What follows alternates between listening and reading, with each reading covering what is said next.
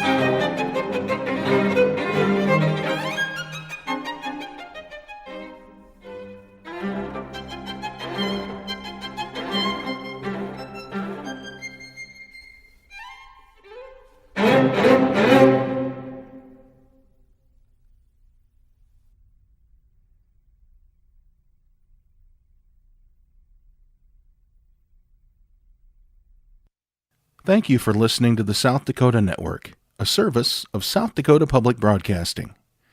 Links to live events and their archives are available at sd.net.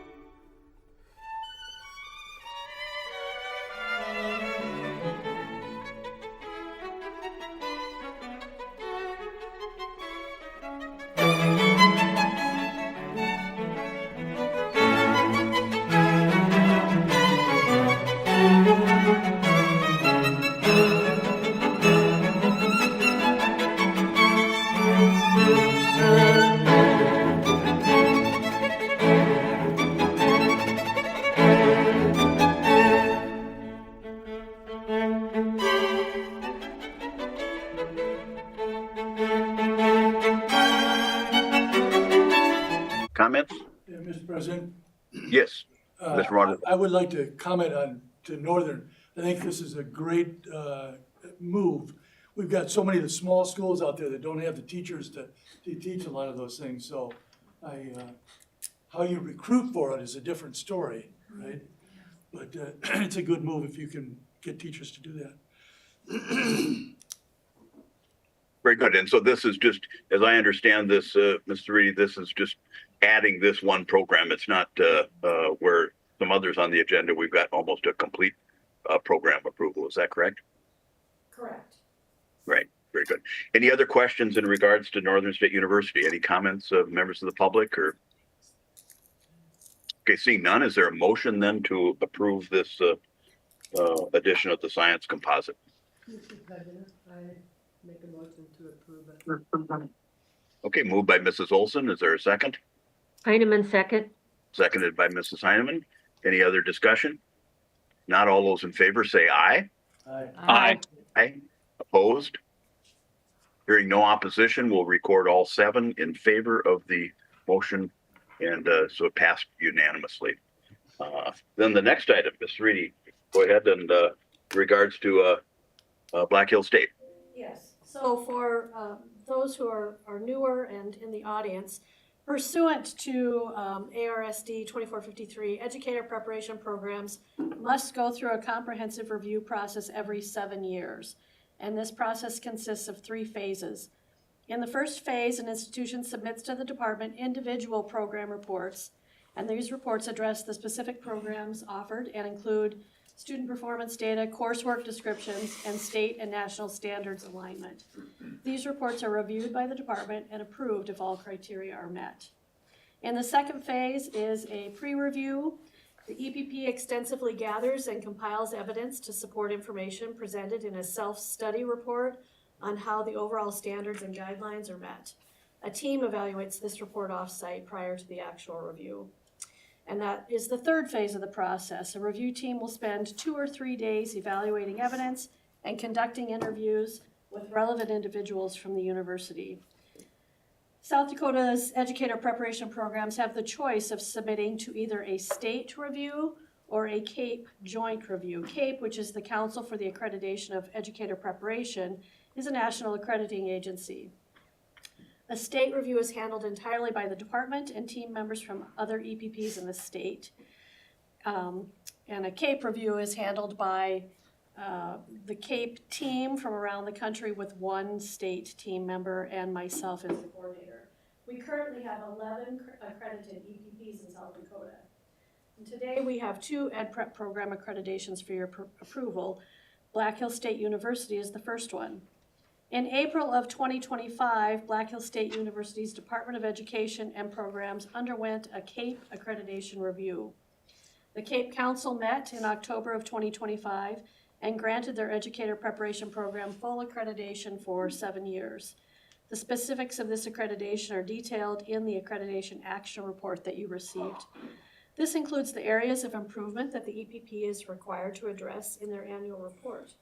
We would ask that the Board of Education Standards accept this accreditation decision and approve the accreditation of Black Hills State's EPP through December of 2032. If you have questions for the program, we do have Dr. Jarrett Moore, Dean of their Education Program, online. Okay, thank you, Mrs. Reedy. Just a question on that then is, I think there were a couple items that needed further attention, and those were, they were supposed to respond within 2 years. So our approval would include that particular 2-year thing, that if they didn't respond or something, then they, what would happen, I guess. That's correct. So Black Hills State had a few AFIs, and AFIs are simply addressed through their annual report to CAPE as a follow-up. And so those would be covered, and if they weren't covered to CAPE satisfaction, then we would know about it and we could take appropriate action. That's Right. correct. Okay. And is there, just one other question before I looked at the board, is there any reason why one would go to CAPE versus the state? Is there a cost difference, or just, I'm curious about that. Mr. President, there is a cost difference. There's a membership for CAPE, but it's recommended by the Board of Regents that our state universities seek national accrediting agency's approval, so.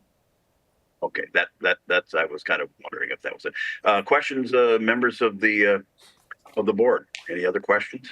Mr. President, are the, Yes, the Ron Wall. approvals the same length of time, 7 years, whether we went to the state or Cape?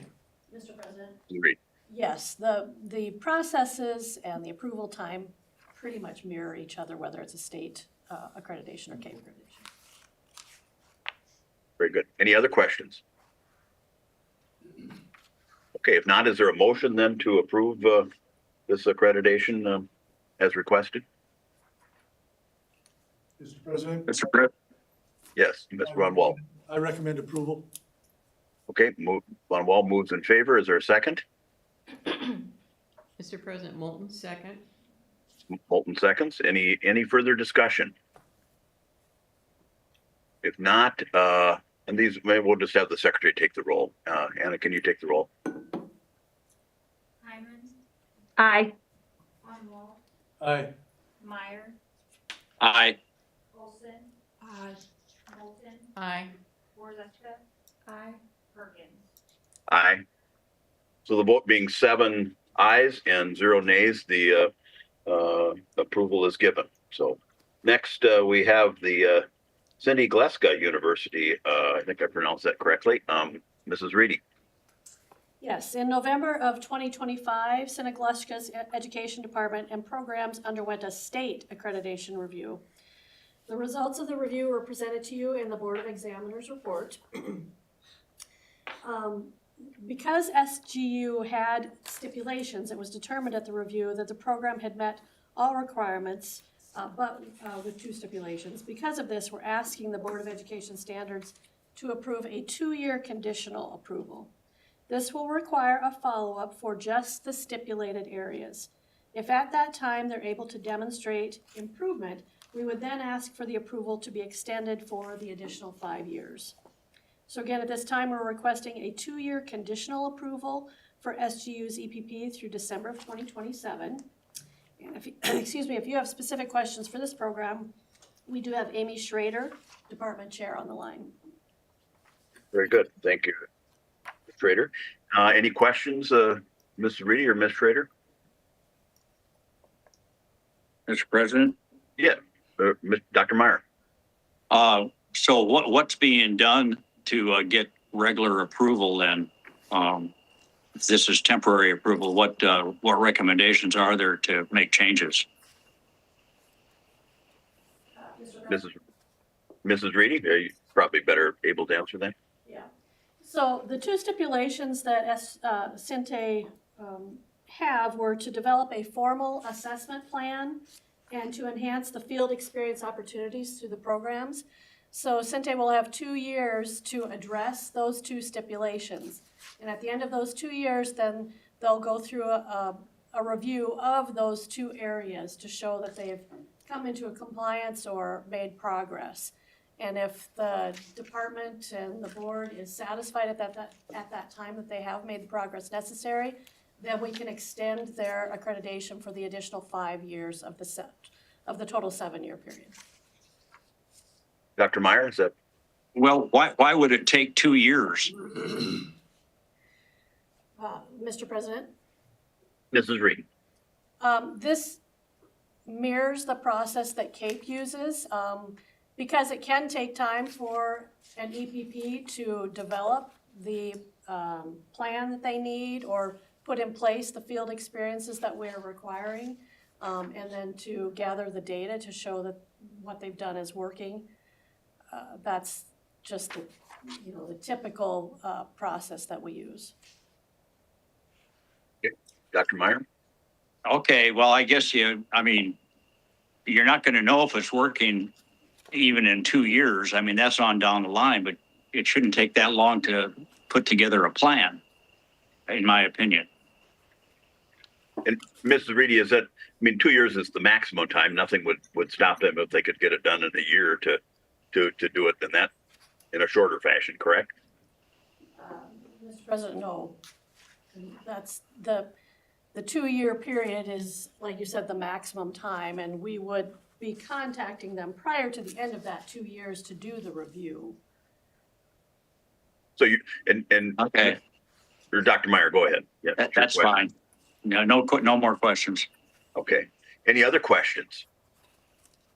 And Mr. Reedy and Dr. Graves, I think this is, and I should have mentioned this in the beginning. This is really the department and the board's kind of one-time, I shouldn't say one time, but to assure that our institutions of higher learning, that they are educating teachers in a way that we think would be appropriate and would require so that they're good teachers. Is that correct? That's correct. Right. So, and this is our quote hammer, I guess. I don't mean to say that in the negative sense, but that if we think that a university or something is not doing it. So those that are out of state, somebody comes over from Minnesota or Iowa or something, we don't really have any approval authority there. Is that correct? Mr. President, well, when it comes to certification, individuals, in order to be certified in South Dakota through reciprocity, have to have completed an accredited program as well, or be certified in another state. So, but we don't have control over their programs, no. So if some met Minnesota or Iowa accreditation, then they would be able to apply to teach in South Dakota. So it's kind of an individual basis then, right? In general, I would say that's correct. Right. And I guess if we felt that some stage or wherever they had their education wasn't appropriate, then we could act accordingly, I guess, correct? I would want to defer to the certification department on how they handle those cases, but in general. Okay, very good. Any other questions? If not, then is there a motion to approve this conditional 2-year conditional approval? So this would actually come back to us one for sure in 2 years or less, right? Correct. Right. Okay. Is there a motion then to give 2-year conditional approval to Santa Glaska as requested? Mr. President, I make a motion to approve. Okay. Moved by Mrs. Olson. Mr. President, Moulton, Yes. second. Seconded by Moulton. Further discussion? Hearing none. Secretary will take the roll. Heineman, Aye. Von Wall, Aye. Meyer, Aye. Olson, Aye. Moulton, Aye. Warzeka, Aye. Perkins. Aye. So there being 7 ayes and 0 nays, the motion is passed and agreed to. Our next item then would be item number 7 on our agenda, the approval of the state designated content test for CTA endorsements. And Dr. Blaha is going to, I guess, be talking about that, Captain. We actually have one more piece. Oh, you do? Did I miss something? Sorry, Mr. President. Yes, in addition to Santa Gleska's accreditation approval, they're asking for a program. Oh, yes. Yeah, excuse me. Yeah. So do you want to tee that one up, please, Mr. Reedy? I'm sorry, I missed that. Yes, that was the, Absolutely. uh, So as Santa Glusco was preparing for their recent review, they were unaware due to faculty turnover that the advanced programs are now also required to be approved for accreditation as well. And because of this, they did not submit a program report for their P12 principal program. And so the approval for that program expired as of December 2025.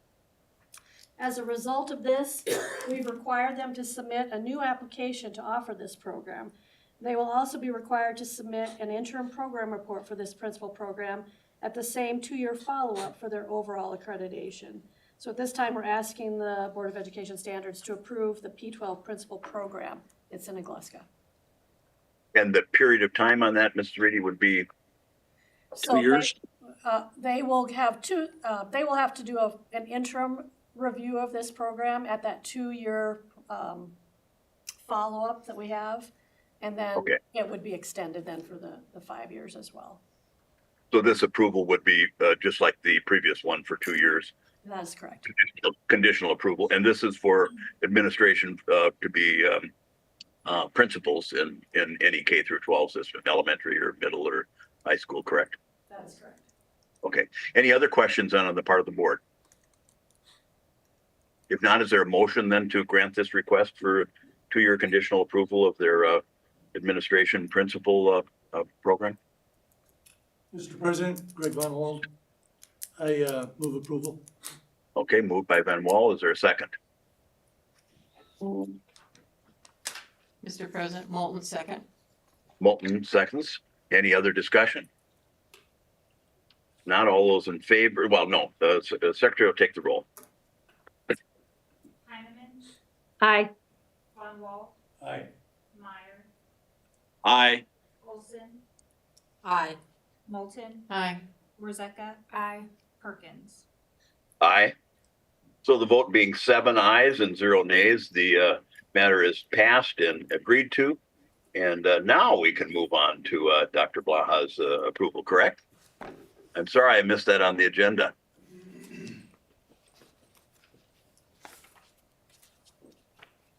Dr. Blaha. Good morning, Mr. President, members of the board. Dr. Catherine Blaha, Director of Accreditation and Certification. Part of my duties include overseeing the educator certification aspect. Today, I come before you with the goal of increasing options for gaining CTE endorsements and certification without lowering or reducing quality. You have been provided with 2 documents. The first is referred to as the CTE routes to endorsements that include the current CTE clusters and pathways, as well as applicable rules associated with the various routes to earn an endorsement for certification. These routes are specifically state or national industry credential, experience, test, or other, which may include the completion of specified coursework, training in specified curriculum, or a degree. It is important to note that the various routes each stand alone. It is not the expectation that an applicant would need to meet multiple routes to earn such an endorsement. The multiple routes are there to allow for flexibility in meeting requirements to gain the various endorsements while ensuring quality of the candidates that may potentially serve our South Dakota students. The second document is a test document with proposed test changes. You will note that there are 2 test options identified in the document, Praxis and NOCTI. And while many are familiar with Praxis, I want to share a little information about NOCTI. NOCTI, or the National Occupational Competency Testing Institute, is a national leader in credentialing for the CTE community at the secondary and post-secondary levels. It is also tied to industry standards. And within the test document, there are various comprehensive NOCTI manuals embedded for the tests that we are proposing to add or update. To ensure understanding, the tests listed in the left column are tests that are currently accepted, while those on the right side of that document are proposed for addition or update.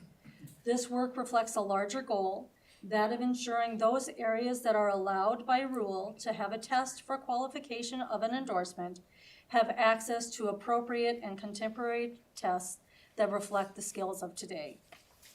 It is important to note that within our current rules, an applicant pursuing the testing option as a route to earn an endorsement must only pass one test, even if there are multiple tests available in a specified area. While it may be noticed that some endorsements currently may not have many routes for certification, I want to note that the upcoming CTE standards process and associated rule changes, we will continue to work to ensure flexibility and options while maintaining educator quality for our students. I ask that you approve the recommendations for test additions and updates at this time. I will stand by for questions, and Amy Miller, Career and Technical Education Director, is also available virtually for questions. Good. Thank you, Dr. Blaha. Just a quick follow-up question here.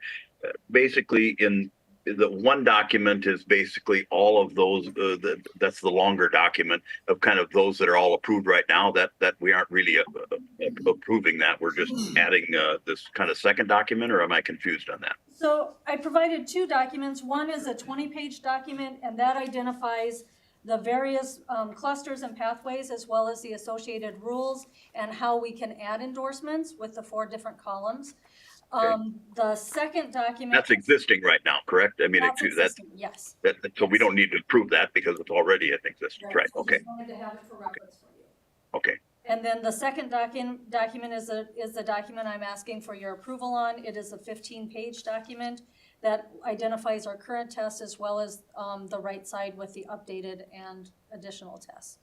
And just one other clarification on that then, Dr. Blaha, is it the current tests, I mean, they would continue and the proposed would just be added, or is it that the proposed would replace then, because some of them I don't see any in the proposed column, so. If there's you just nothing comment? identified in the proposed column and we do have something in the current column, those tests will continue. If there's a test that is saying add, that would be in addition to any that would be listed in the current column. If it says update, that would be a test that is replacing that current test. The number would change. And that's just a reflection of like a regeneration of that test to be more contemporary.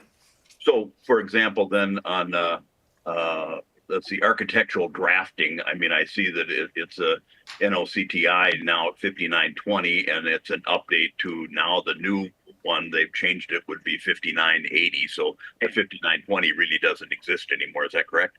Right, correct. Okay. Okay, very good. Those clarifications. Board discussion.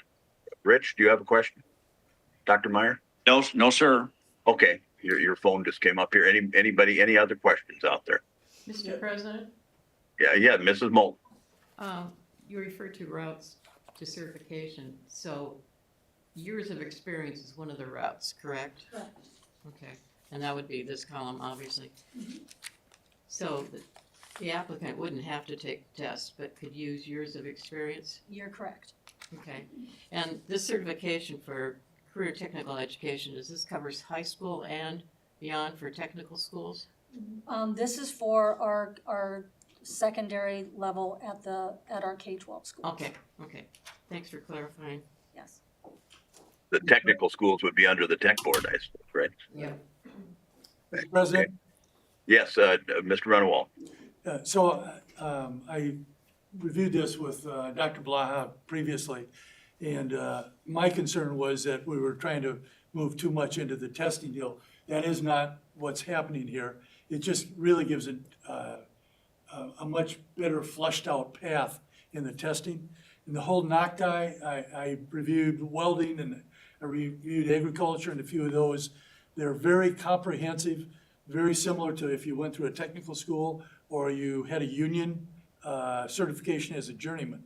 So I'm very confident that you're on the right path, and it's very important to keep that experience pathway open, because in a lot of smaller schools, as you know, it's difficult to get people to have any qualifications. Very good. Further questions, comments? Mr. President? Yes. Dr. Blaha, on the NOCTI test, for example, the architectural drafting, we're updating 5920 to 5980. Is that because Nocti itself is updating it, or we're choosing to update? Mr. President, Yes, Um, Dr. NOCTI has made updates, and we need to catch up to them and to be contemporary. And what is the timeline for that phase into the new test? Mr. President? Dr. Blaha. Our intent is that as soon as, if we can get board approval, we would be able to roll this forward, so our educators would be able to take advantage of these current tests. But I'm asking at what time? Like in the 25-26 school year or 26-20? No, be moving forward from this point. Perfect, okay, thank you. Dr. Rozeka, any other questions? No, thank you. Mr. Any other? Mr. Yes, Mrs. Moulton. Mrs. Moulton. This is just a side issue for career and technical education. There's a survey sent out from the Department of Education. It's sent to, via the tech schools and the high school tech schools. And then it's sent out to parents and students and teachers, and they're asked to fill in the survey. But I would just like to discuss with the Department of Education some of the vocabulary used on that test, but some of it's confusing, particularly to students that take that survey. I think the survey could have a greater response if students understood the terminology used. So I'll talk to you later about that. Okay, very good. Thank you, Ms. Moulton. Any other comments, questions? And again, just to follow up what we're really trying to do on this, and I think Mr. Von Wall made a point about that, is to try to expand the number of teachers recognizing not just testing, but experience. And because we know that in these areas, we have such a shortage and there's such a demand to do that. Isn't that kind of correct? I mean, so we're not trying to tighten it down and get fewer people. We're trying to do everything we can to get more people and yet still keep good qualifications. Would that be a fair summary, Dr. Blaha? Mr. President, yes, that is a fair summary. Okay, very good. Any other questions or comments? If not, is there a motion then to approve the CTA endorsement, the changes as noted? Mr. President, I make a motion to approve. Moved by Von Wall. Is there a second? Mr. President, Let Oh. Meyer. Dr. Meyer. I make that move. We'll let him do something at least on this. He's got to earn his pay. So Dr. Meyer seconds. Any other discussion? If not, all those in favor, please say aye. Aye. Aye. Aye. Opposed? And I'm sorry, I should have had a roll call, but we'll get that next time. 7 ayes and 0 nays, so all in favor will be cast as 7 in favor unanimously, unless there's objection. Hearing none, it's so ordered. Then the next item on the agenda would be the youth suicide awareness, and we have Andrea Effling is going to be teeing that up for us, and this is approval of a couple of different additional items on that. And I know Dr. Meyer has a great interest in this matter. So, Ms. Effling. Good morning. Hello, Mr. President and board members. I'm Andrea Effling. I am the School Counseling and Student Support Administrator at the Department of Education. And I'm here to discuss 2 proposed trainings that will be part of the Youth Suicide Awareness and Prevention Training menu options. And just for some context, I'll quickly go over the codified law that covers this. It's Codified Law 134271, which went into effect in July of 2017. Essentially, this law requires employed certified educators to complete at least 1 clock hour of approved youth suicide awareness and prevention training every 5 years. So the Board of Education Standards approves these trainings that educators may use to meet this requirement. And the approval criteria that these trainings must have are as follows. They must be at least a minimum of 1 hour in duration, must be evidence-based, include information on youth suicide risk factors, include appropriate educator responses and referral sources, and provide a certificate of completion to participants who complete the training, which will contain the name of the training, name of the individual who completed the training, and date of which the training was completed. All approved trainings are posted on our suicide prevention webpage. So let me go quickly over our 2 proposed trainings. You do have a handout that provides the information that I'm going to cover. Both of these, to note, they are online and they will be self-paced, which we have been hearing as a need from districts. So we'll go over the first one, which is called Youth Suicide Awareness, Prevention, and Postvention, which is provided by Vector Solutions. This course equips staff members with critical knowledge and strategies to reduce the incidence of suicide among students. It covers the prevalence and seriousness of youth suicide, identifies common risk factors and warning signs, and presents proven prevention tactics. The course also instructs staff on immediate actions if a student threatens suicide and teaches best practices for postvention or intervention and support after a suicide event. As mentioned earlier, the format for this training is online and self-paced. This one, from start to finish, is 67 minutes in duration. And the evidence base is that it is based on a theory of change that is documented in a clear logic or conceptual model.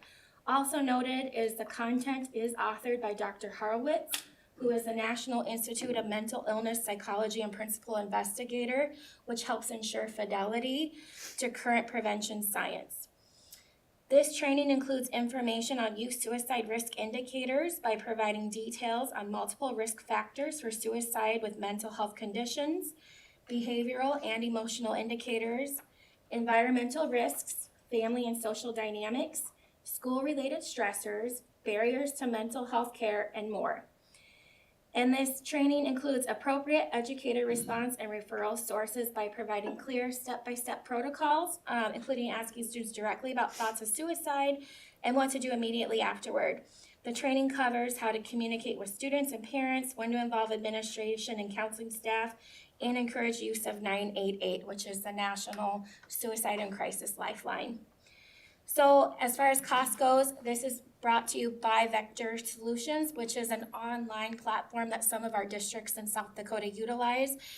So it depends on the contract that they have with Vector Solutions, but the cost is $5 to $16 per individual for the course. The cost would cover the course. So we'll go to the next proposed training, which is called Suicide Awareness and Response, and this is provided by the Helpline Center here within South Dakota. The Helpline Center operates 988, the Suicide and Crisis Lifeline, as well as 211, which is a center for community resources to help out those looking for them. As we've heard from districts needing a free online, on-demand, 1-hour course. This training would meet that need if approved. Description of the training is that it reviews data pertaining to suicide ideation and deaths, warning signs, how to interact with students expressing suicidal thoughts or behaviors, and resources available for support. Once again, the format's online and self-paced, 1 hour in duration. Evidence-based is that it is based on a theory of change that is documented in a clear logic or conceptual model. As far as including information on youth suicide risk indicators, it provides suicide risk data, warning signs, and how the warning signs are expressed specifically to youth populations. It also covers protective factors. For educator response and referral resources, it provides information on how to have conversations with youth expressing warning signs, as well as a list of referrals for educator support, of which the Helpline Center is very well equipped to do so. Once again, the cost is nothing. So that is the gist of these two proposed trainings. I appreciate your consideration, and at this point in time, we're looking for board approval to add this to our menu of training options. Okay, Ms. Eveling, just as a point of clarification, these are adding to, I mean, there's still an existing group of courses that could be taken, and I would assume probably most of them are online. Is that correct? Mr. President, we have currently 2 that are online and self-paced that are approved, and then we have 5 that are group-led training, so some can be provided virtually, some hybrid, and some in person. So we're really hoping to add to our menu of the online and self-paced training options. Okay, and this again is, and I think you mentioned it, but to just clarify, we're responding to this because we don't have any choice. The legislature has determined that that this must be part of the training for teachers. Is that correct? Mr. President, that is correct. Yeah. Right. So That's why it's before us is something. And I guess just as a general comment, could you talk at all about, is this still a problem? I mean, I read a lot of things that it's really growing and becoming an increased problem, but could you just talk about the need for this and the severity of the problem? Mr. Ms. President, yes, I definitely can.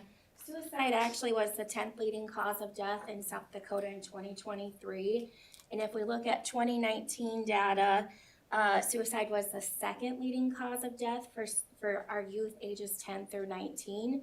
Anecdotally, I do hear from the field about educators who are working with youth that are in elementary, even that express suicidal ideation. So it is an ever-growing need.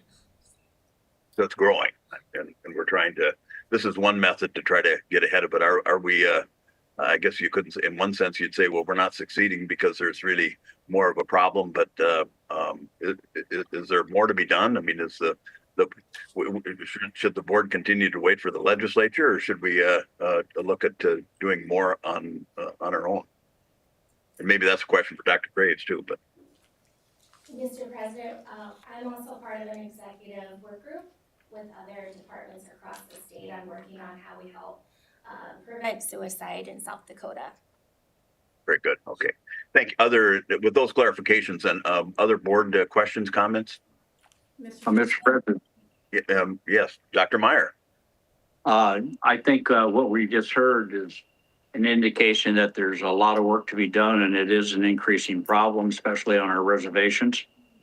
And I think we have to do all we can to make this an awareness that that for teachers and everybody else, so that they notice the signs and that there is help out there. I've mentioned to some of you this Death to Life organization out of Phoenix that has 400 and some counselors online ready to go at all times. They're located actually in 100 different countries.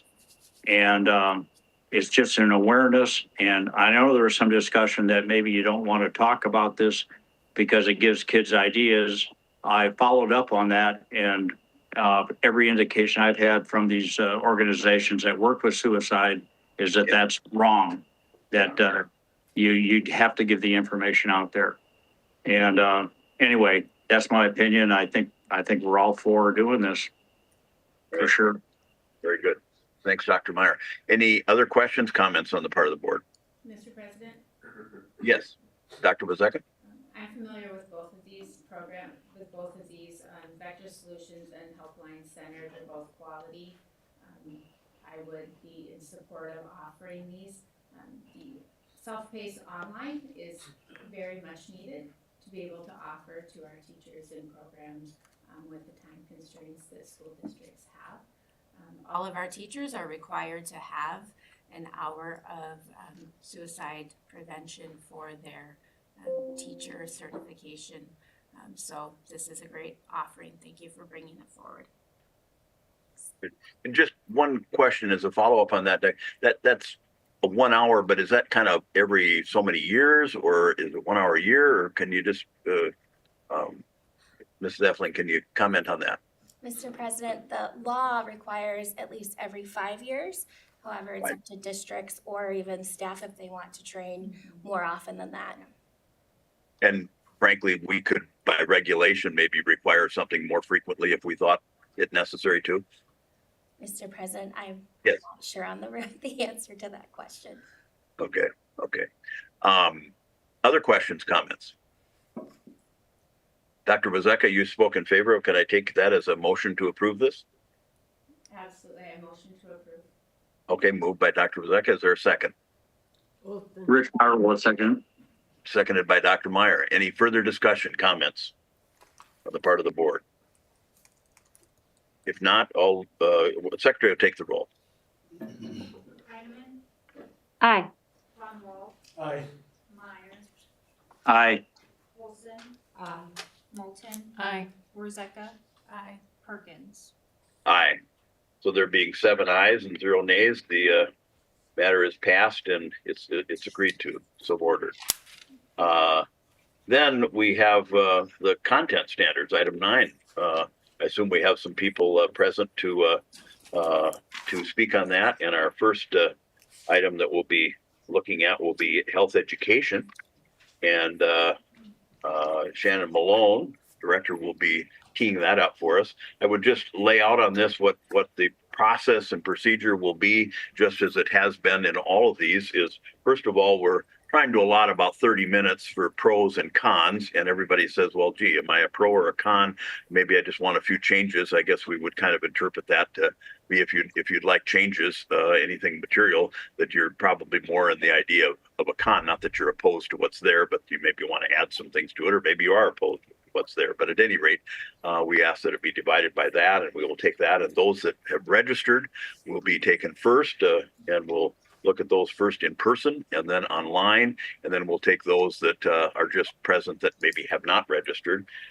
We would like to limit this to about 4 minutes. So we do have Ms. King, are you going to be being the timer on this? Yes, I will be handling that. Okay, so if you're present, you can probably see Anna for your time. If you're on board, we'll kind of, she can give me a high sign, but we'll kind of try and cut you off if you go on too long. But we want to keep these short so that everybody has an opportunity to speak on this matter. Then if is there opposition, then we recognize and usually Secretary Graves, Dr. Graves has the opportunity to give a rebuttal to that. So on health education standards, this will be our third hearing. It has been published as required by law in at least 3 newspapers of general circulation in the state of South Dakota 30 days prior. So we've met that, and that's why it was kind of good to have that. We have 4 members present, physically present, as well as the other 3 virtually. So we have all 7 in attendance, but the 4 personally in attendance is required by statute. So I think we've met all the notice and the requirements and everything, as Dr. Graves noted. And at this time, we would then have Mrs. Malone, Director of Division of Learning and Instruction, give the tee us up as far as the health education standards proposal. Mrs. Malone. Yes, good morning. Thank you, Mr. President. Shannon Malone, Director of Learning and Instruction with the South Dakota Department of Education. As you mentioned, in adherence to the standards revision and adoption timeline, the department will be bringing 2 sets of standards to you for a 3rd hearing, mathematics and health education. The first set of proposed standards are the health education standards. In 1996, the Board of Education adopted and approved the first set of health education standards for South Dakota. The National Health Education Standards served as a model for the first adoption cycle. Since the initial adoption, South Dakota Health Education Standards were revised and approved in 2010 and lastly in 2018. The proposed standards before you today establish a framework designed around 8 core competencies that aim in assisting K-12 students to develop essential health literacy and understand a variety of ways to access valid health information, decision-making, and self-management skills. Although the standards identify what knowledge and skills students should know and be able to do, they leave precisely how this is to be accomplished to teachers and to other local specialists who formulate, deliver, and evaluate curricula. The South Dakota Health Education Standards do not address specific health education content areas. Instead, they provide a structure from which curricula can be developed independently. The selection of specific health content is left to each local school district. This approach allows the South Dakota Health Education Standards to remain relevant over time, and it enables each local school district to determine the curriculum content that best addresses the needs of their students. During the last 2 hearings, we've heard testimony from the Alzheimer's Association depicting the need to add specific standards to draw out the importance of this disease. We've also heard testimony on the need to add standards that directly correlate with human trafficking. While the department recognizes that both of these specific issues are concerning in their own way, we also understand that there is a plethora of other health-related topics that, depending on the situation or impact it has on us personally, we may deem it to need a higher level of attention. To what end, then, do we determine which health-related topics to include in specific standards?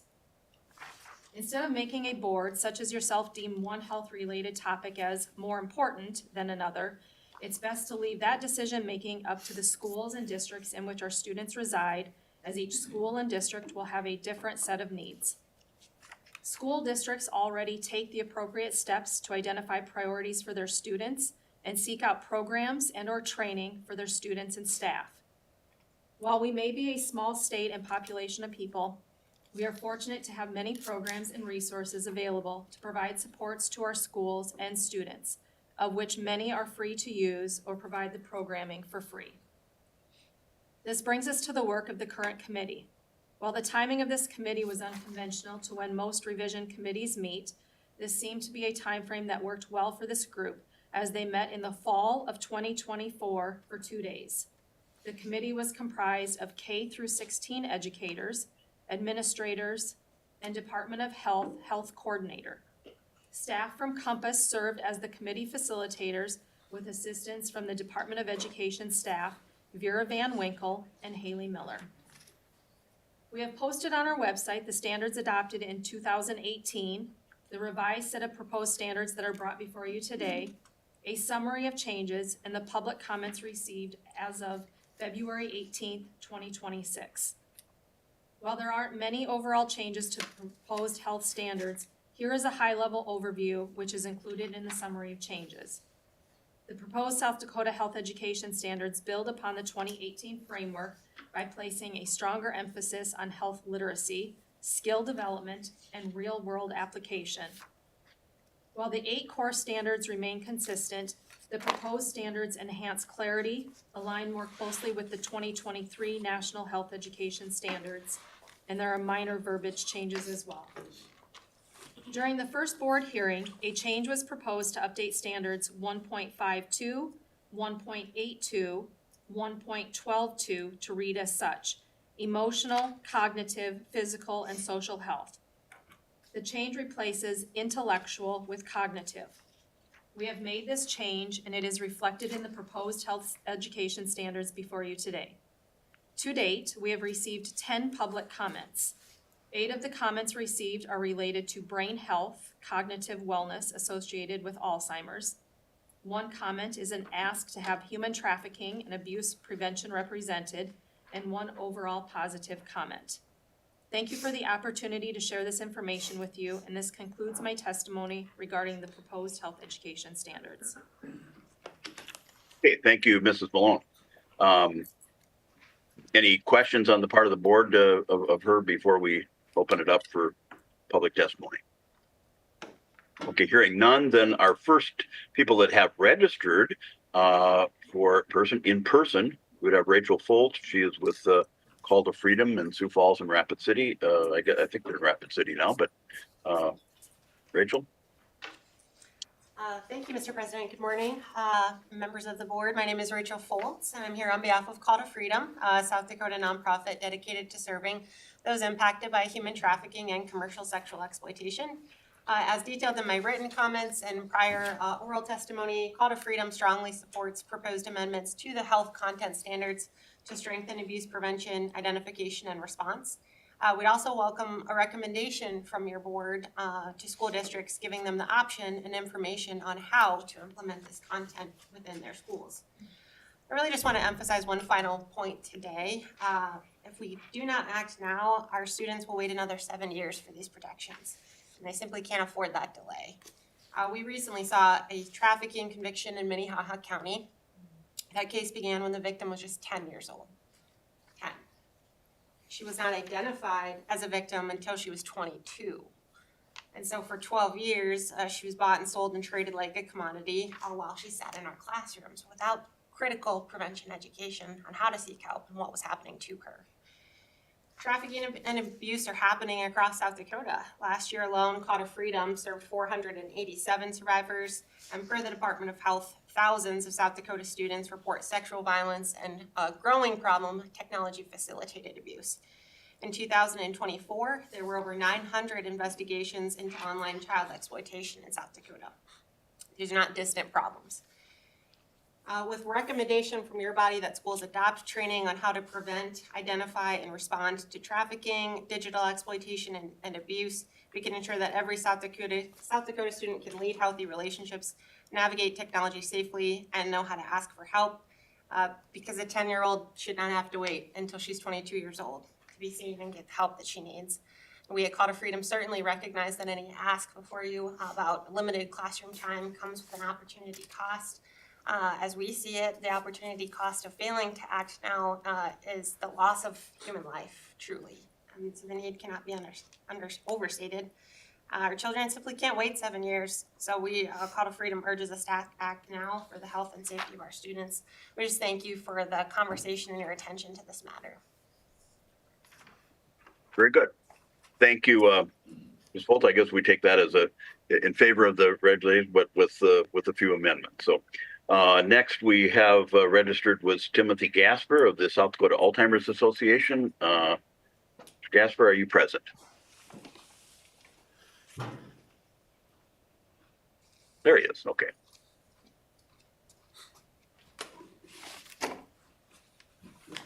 Good morning, Mr. President and board members and Secretary Graves. I appreciate the opportunity to speak to you today about integrating health education caregiving into K-12 health standards.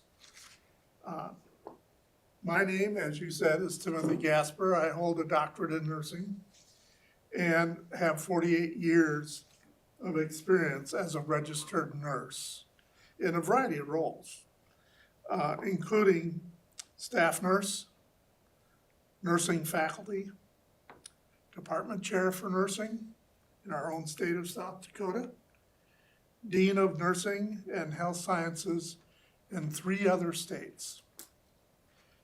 I am retired as of 2 years ago. That does come about, sooner or later. And I enjoy that opportunity. I'm here, though, today, speaking in support of the Alzheimer's Association request to include caregiving performance metrics under Standard 8 in the health education framework. Caregiving occurs from prenatal care through a peaceful death. And that's of anyone, obviously. Now, there is some gender issues there, but we'll leave that sit, but it's normal. Caregiving is a normal part of our lives, but not necessarily familiar territory to everyone. And that's my reason for speaking with you today.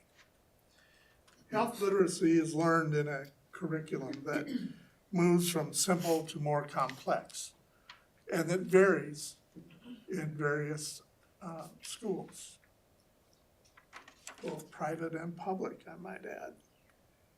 A component of health literacy provides the young, the middle-aged, and the elderly with knowledge, understanding, and importance of self-care and care for those caregivers under unanticipated stress.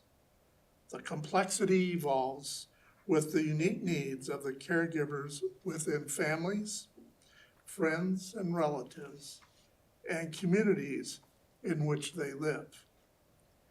The 3 performance metrics in Standard 8 speak to these needs for elementary, middle school, and high school learners. We are fortunate to have K-12 educators who have the ability to help our young learners understand the caregiver role, comprehend how to care for themselves, and deal with the stresses that caregiving brings with it. These metrics are meant to help learners explain how caregivers and resources can meet the needs of individuals, groups, and our communities of interest, referring to local, regional, and state. I want to identify 4 key points to emphasize here. One is reducing stigma. Openly discussing caregiving in a classroom setting reduces isolation and stigma that many families across the state feel. Having discussions with learners develop confidence, that helps them develop confidence and courage to discuss the concerns they may be experiencing or perhaps have already experienced. The second point is social responsibility. Incorporating caregiving standards teaches students to value dignity, respect, and community support at a very early age. Help them become an advocate for themselves, which is the purpose of Standard 8. Understanding home life is the third point I want to bring to your attention. Understanding many students or their family members are already caregivers at home. Pardon the interruption. Yes. President Perkins, our timekeeper has indicated time is up. Do you want to follow up on that, or do you want to continue? Mr. Gasper, how much, are you about ready to wrap up here? Yes, I've got about a minute or so left. Well, let's, why don't you shorten that to as much as you can, and we'll give you a dispensation here. I'll give you Please the number 4 here. How's that? Back to the home life. Including the standards will help those students better understand what's happening at home.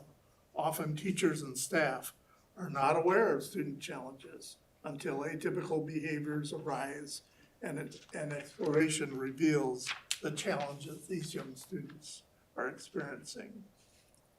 Very good. And then the fourth one is practical life skills. Caregiving is a reality that most people will face at some point in their lives, including it in the K-12 standards. Ensures caregivers are not overly surprised when a health situation occurs in their family, among friends, or in their community. Very good. Thank you, So with Mr. that, Gasper. Thank you for your time. I appreciate it very much, Mr. President. Thank you very much.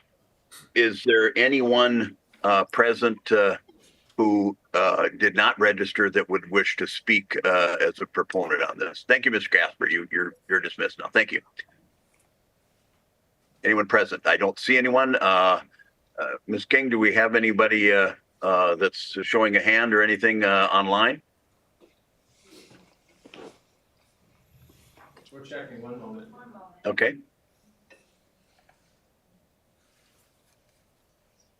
Technology is great, but it's always not perfect, right? Mr. President, we're not seeing anyone online. Okay. If somebody is online, I'd encourage them to, quickly show. But so if we have no one else that has registered and no one else present and no one else online as a proponent, and again, I think both of these were proponents of everything, but with some minor amendments. So one could say that they were opponents, and for purposes of rebuttal, we would so recognize that as a right for that. On opponent testimony, we have one person in person that has registered, Grace Gill, the Alzheimer's Association. Ms. Gill? Good morning, Mr. President. I do have a handout. Should I just pass it here and then we can pass it amongst each other? This is just what we've already submitted. I just thought it would be good to have it in person so we can discuss it together. So for those of us that aren't there, Ms. Gill, we would have had that from your previous meeting? Okay, Correct. very good. Yes, I have submitted it, I believe, twice to the department already. Okay. Okay. Very good. Go ahead. All right. Go ahead. Good morning, Your time's Mr. President, Mr. Secretary, and board members. My name is Grace Gill. I'm the Director of State Affairs for the Alzheimer's Association here in South Dakota. As always, I appreciate the opportunity to come before you today. This morning, I am here to continue to request the addition of caregiver performance metrics under Standard 8. The goal of these standards is to equip students with essential skills they need to navigate their everyday lives and thrive in an increasingly complex world. And that sounds really smart because it's not my words. It is the first sentence of this health education framework. And honestly, adding caregiver metrics to these standards does just that. I just passed out the wording that our organization is requesting to be included for you to review again. And I want to just be extremely clear. Yes, I am here on behalf of the Alzheimer's Association, but caregiving is not just something that's associated with Alzheimer's and dementia. It is not isolated to one disease, one age group, whether it's caring for a newborn sibling, a spouse, an aging parent, or a parent who might have cancer. This is something that almost every student will eventually step into at some point in their life. These 3 additional metrics that we are proposing helps remove the surprise element for when our students have to step into that role. So let's just look at these requests one by one together. The first proposed additional standard is for elementary students, and we're asking that they are able to explain the role of a caregiver. At this age, children are usually recipients of care, but if they're actually caregivers at this age, that is more reason to talk about it. Helping them know what a caregiver is will help our students understand the role and also give them a better understanding of the work and the effort that their parents, grandparents, and everyone else who loves them does to keep them safe and healthy. This simple standard provides a basic but important lifelong foundation of understanding. The second standard that we are requesting is for middle schoolers. I don't know if my middle school experience is shared by everybody, but this is the age that I started babysitting. So from my perspective and our associations, it's vital for kids at this age to begin to learn about caregiver stress and burnout, because this is the time when many students go from being cared for to providing care. The CDC reports that caregivers often neglect their own health needs, which increases their risk of having multiple chronic conditions. Making sure to include this discussion in our K-12 schools will give students the ability to handle what can be a heavy toll that comes with the newfound responsibility that caregiving brings. Now, the third metric on that list is for high schoolers. We are asking that at some point in their 4 years of high school, their health classes will talk about the needs of caregivers within a family or community setting. High school kids are the closest of all to being adults themselves, and for some of them, that means becoming caregivers in that adulthood. What we are asking for could prepare them for life situations that aren't found in a textbook in school. If a student understands the concept of caregiving and what it entails, they will become better neighbors and smarter citizens. As you have heard from speakers at the past 2 hearings, you've heard from parents and grandparents that this could also help their kids learn about what's going on in their family at home, and that's why they've been asking for this inclusion. Sending our students into a world knowing how media can influence health behaviors, which is standard 2.2.3, or how to compare and contrast health information, 3.12.1, but not preparing them for the basics of caregiving means that we are preparing them to use social media in a healthy way, but not for a situation where they have to care for their mother with Alzheimer's or a sibling with a disability. If we want this framework to be comprehensive, our health education program must provide students with the tools to make informed decisions, develop healthy habits, and navigate complex health issues throughout their lives. And caregiving standards helps them do just that. Thank you for your time, and I will stand by for questions. Very good. Thank you, Ms. Gill. There was no one else that registered to be present, and we didn't have anybody else registered online. Is there anyone else present that would like to speak in opposition to the health education standards as proposed? Okay, I'm not seeing anyone unless Dr. Graves, is no one else there? No other. Okay. Not seeing any. Then is anyone present online that would like to speak in opposition to these? We had no one registered, so if we don't, any hands up there, Ms. King? No, There is? there's no one online. Oh, no one. Okay. I'm sorry. I didn't quite understand. So no one being online then, and we have no one else to testify. If there's no objection, then we would close the public hearing portion of this as far as public comments to that, and we would offer rebuttal to, I believe, Secretary Graves or his designee in regards to this matter. Secretary Graves.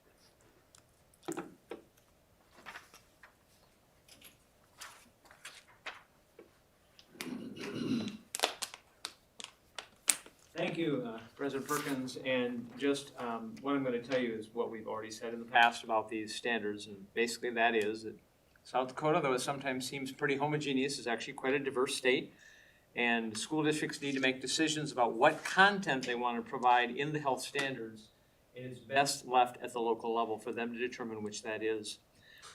Nothing, however, prevents these organizations who have spoken to you today or other organizations from contacting school districts. So once the standards are adopted, and I'm sure Dr. Wozniak can tell you this, we would get requests and we would get contacts from different people saying, hey, why don't you include this kind of content in your health standards or in your science standards or in anything else? So that is certainly possible. And that is actually, as people say, well, there's 147 school districts. That's true. And you can find the addresses to them at the Department of Education website. It's a very simple process, and you can make all those contacts. So if that's something an organization wishes to do, they certainly can do that. But that would still then respect local control, and it would still determine which content belongs there. I would note that we did make a terminology change that was requested of us after the first meeting from the Alzheimer's Association, and we did make those changes. So we did take that input and have gone from there.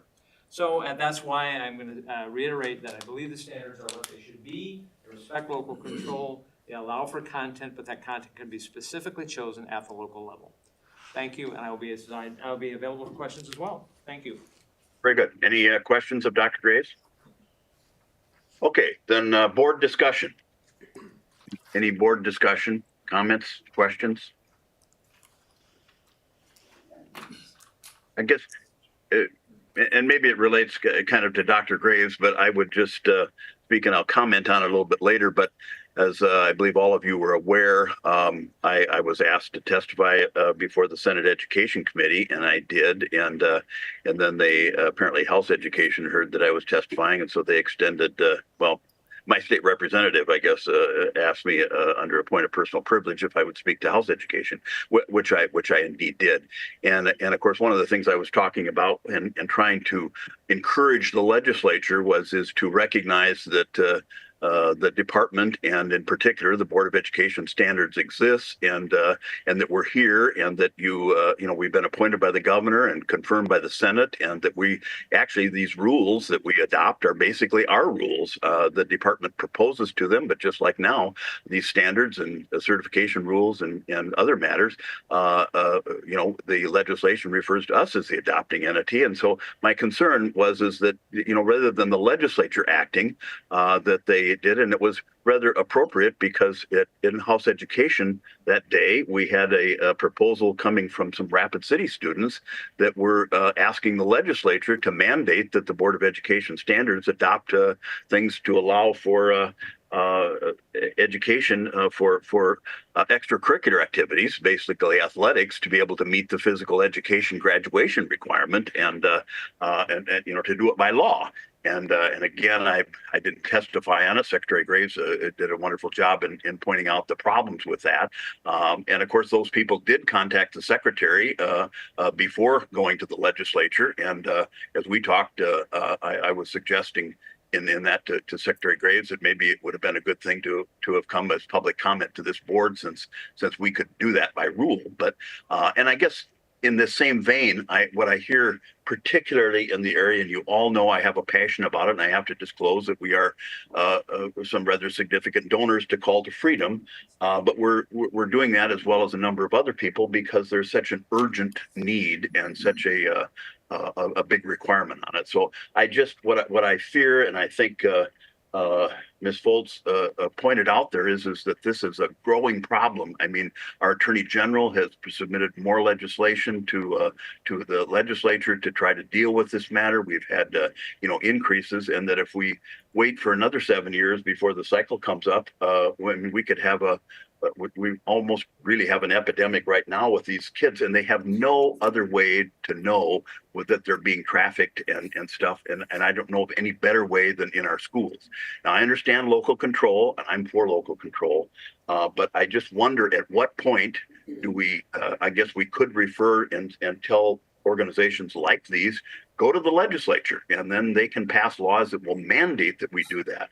I would prefer, and was speaking, not as your president, but in that position, to say that, legislature, give us a chance to do something. And so I would just look at their other board members to say, to me, this is a chance that we can do something, or we just tell them basically, go let the legislature do it and they can come and mandate that. I do understand the problems. I do understand, and I understand that the staff and the department want to protect us as a board that from all this lobbying that could occur with many people wanting to get included in the health education standards.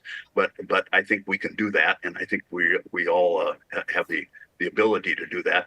Better that than going to the legislature and having them mandate to us. Otherwise, they might as well just do away with it. Now, there was a lot there, but that was just my feelings, and I feel that I had to say that, and maybe some of the rest of you have any comments in regards to that, that'd be fine. My own desire would be is that in the next 3 months, we just send it back to the committee to again explore this and see if there isn't some type of compromise. Even if we did what North Dakota and I believe Wyoming have done, made suggestions it was total local control, but they made suggestions to that. And I've talked with Secretary Graves, and again, he points out that then we have to make those choices. But I guess in life, we're called upon to make those choices, and we were the 7 members of this board at this time, and particularly in human trafficking, it is so terrible, and I just hate to see it go. Now, I've kind of debated from the chair, and I appreciate nobody called a point of order or anything, but we'll move on. Is there other comments on the part of the members of the board? Yes, sir. Yes, Dr. Meyer.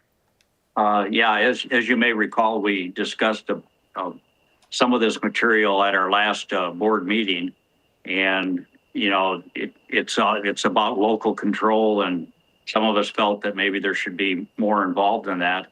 But I think a committee to look at it would be a really good idea, because we're hearing a whole lot more about this trafficking thing, in the news right now with the Epstein scandal, and we just have to be really aware of it and know that it's happening right under our nose. And everybody needs to know that. And I think there's more that we can do as a state board of education. Thank you. Thank you, Dr. Meyer. Any other comments or questions? I would just say, in the same vein on health education standards, I was going to mention it before, there is legislation moving, and perhaps I'm sure Dr. Graves will be talking about it, but going through the legislature, at least it's passed the House and is before the Senate committee, that would basically direct us to study the inclusion and prescribe a video for the human development of in the womb of babies and fetuses. So and that would be a direction to us. I suspect that a place to include that would be in the health standards. If that passes, of course, it doesn't take effect until July 1st, but we'd know about it before then. So I don't know exactly how we might respond to that, but I think there are other issues that maybe tie into this health standards issue. So other comments, questions? And Mr. President, Yes, Mr. Von Holt. I had asked this last time, but I can't remember the answer, so I'm asking it again. Mrs. Malone, do we have some sort of a clearinghouse of information that we can provide to schools upon their request? Mrs. Malone. You're back up, Janet. Yes, thank you. Go ahead. When you say a clearinghouse, I just want to make sure I'm understanding your question.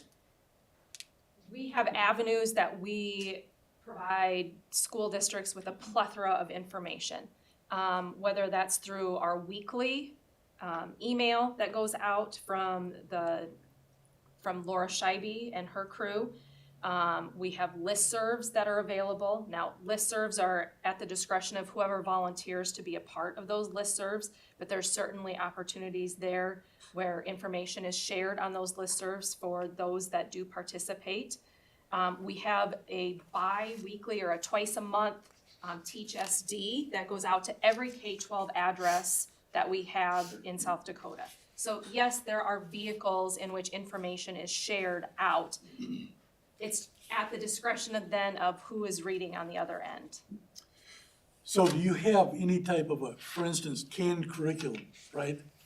That schools can say, yes, this is a problem for us, and pick that up and use that to help for instance, in a situation like this. Mr. President? Go ahead, Mrs. Moore. By and large, the department does not provide curriculum or provide suggested curriculum. The only curriculum on record that we provide is social studies for K-5. But that would be, certainly school districts are providing that information amongst themselves.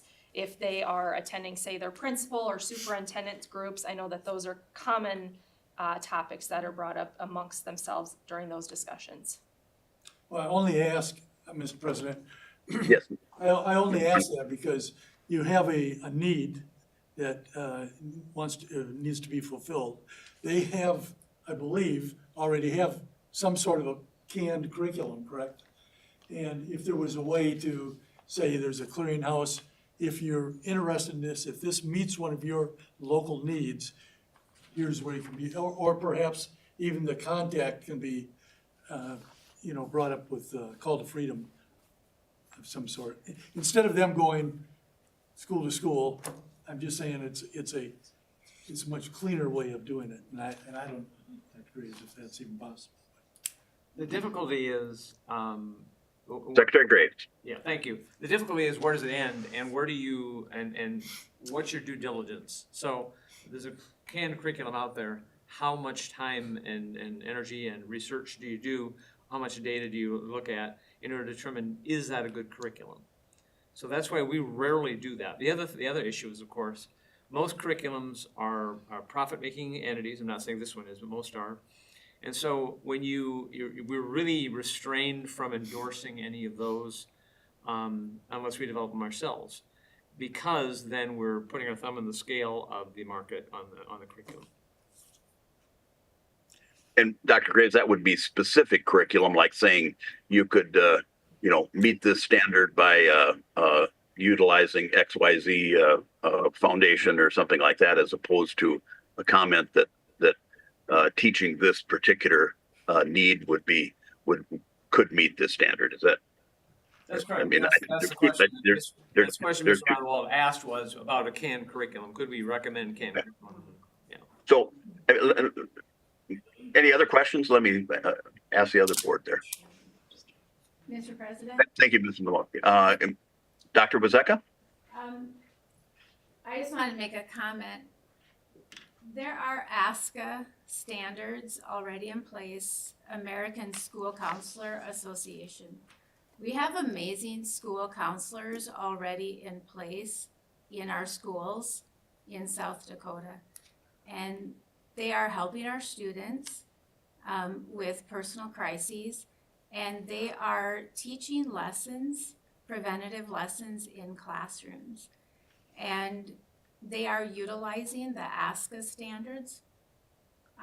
One such set of standards acquire personal safety skills, and they're addressing a lot of the concerns that are being brought forward by a lot of what we're talking about here this morning.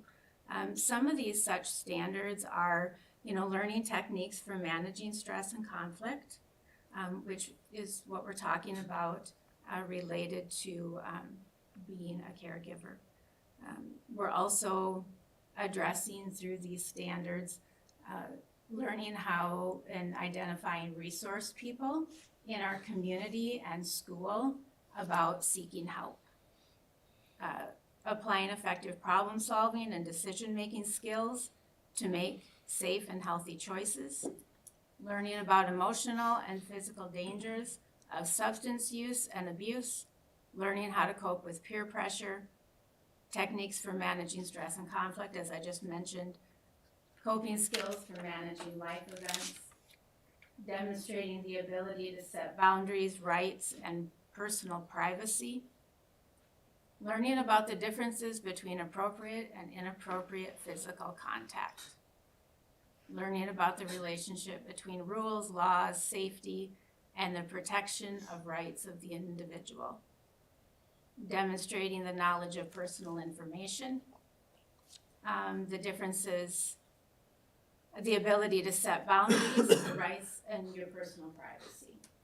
Your peer support, situations requiring your peer support, and situations requiring adult professional help and the help of your personal adults in your family. We already have our counselors doing this important work. And we have national standards in place that they're following. They are already meeting these needs with standards in place. They're already doing this work. I just wanted to make that note. Dr. Wazeka, could I just, I don't want to debate this with you, but Absolutely I not. mean, because I really appreciate you're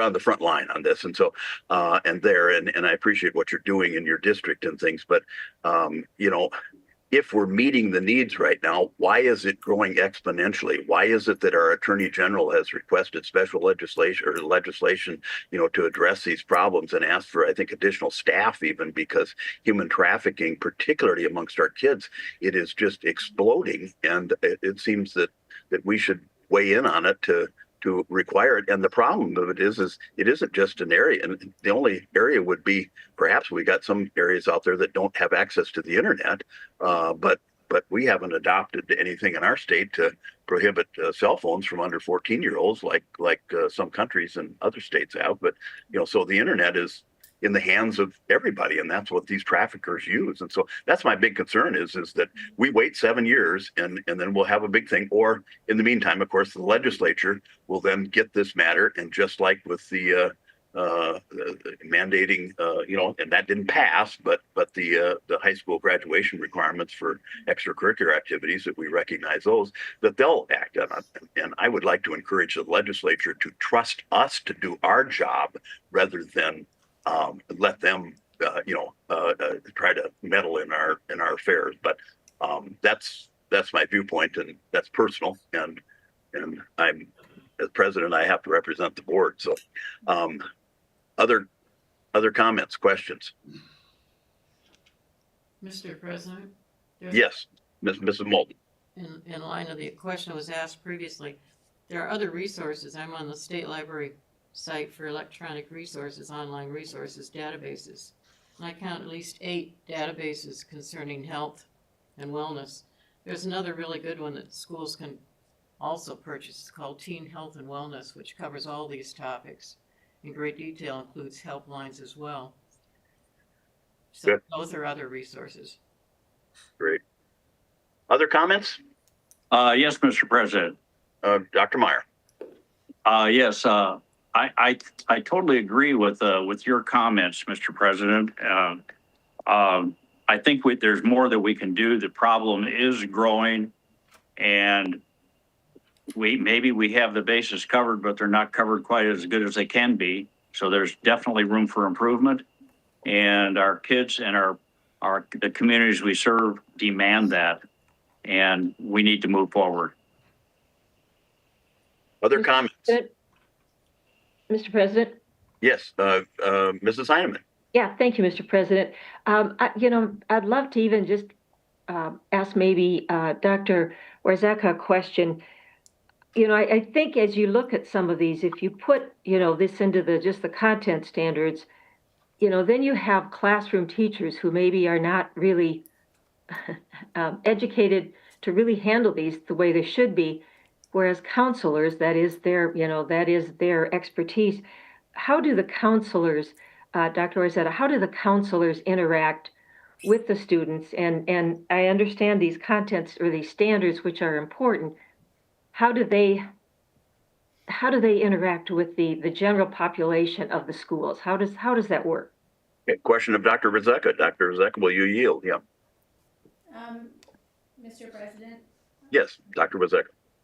we have schedules set up so that we have specials, and just like students rotate around through different specials, our counselors go into the classrooms to teach while the general education teacher is not in the room.